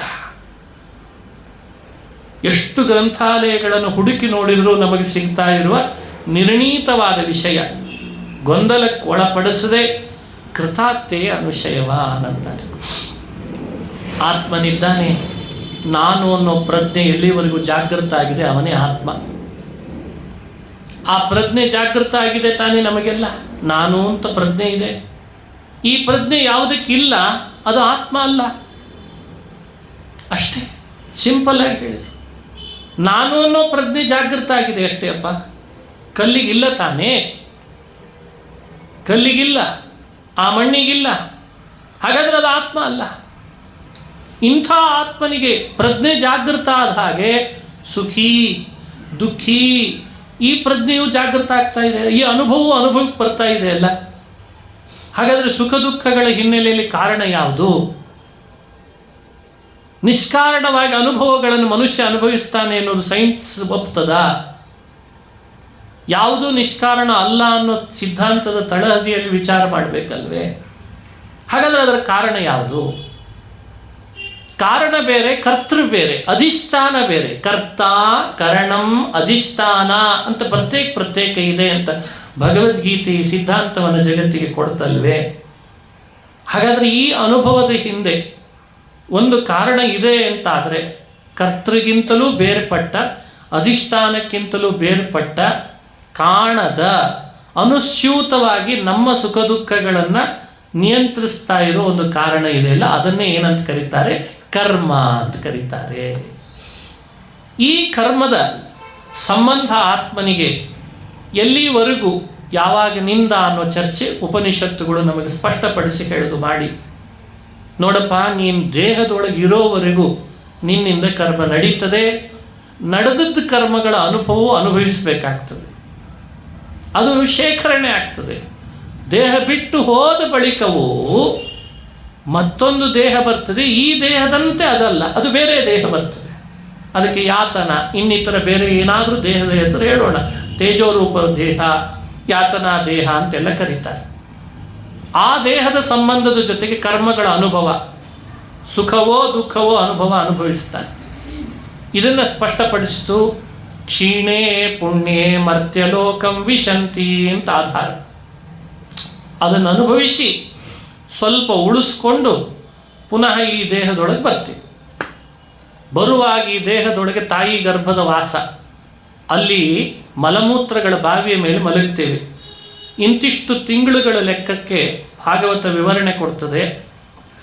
ಇವಾಗೆಲ್ಲ ವೀಕ್ ಲೆಕ್ಕ ಕೊಡ್ತಾ ಇದ್ದಾರೆ ಡಾಕ್ಟರ್ಸು.